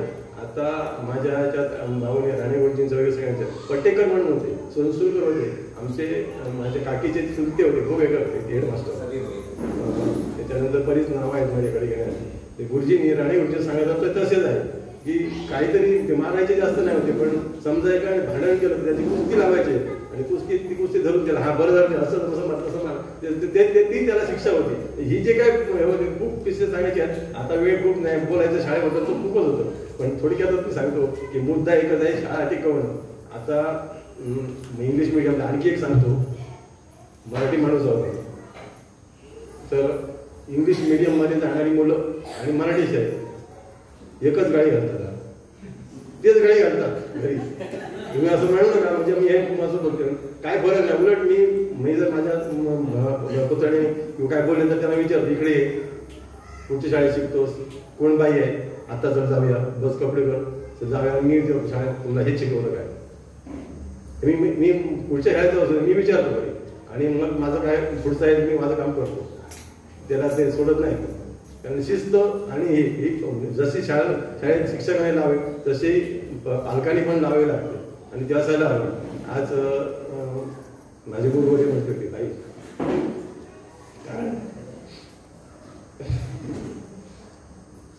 त्यांचे आजोबाचे शब्द ऐकले आहेत ते आज माझ्यावर सुनत आहेत.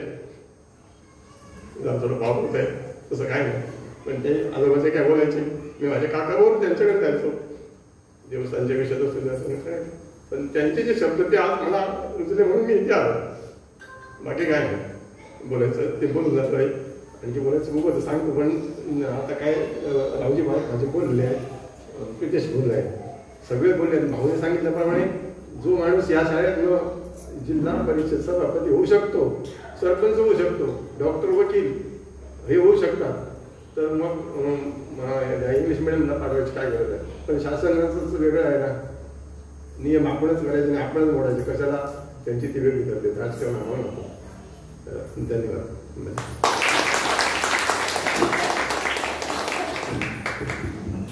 धन्यवाद दादा, तुम्ही कधीच बोललात नाही माईकवर,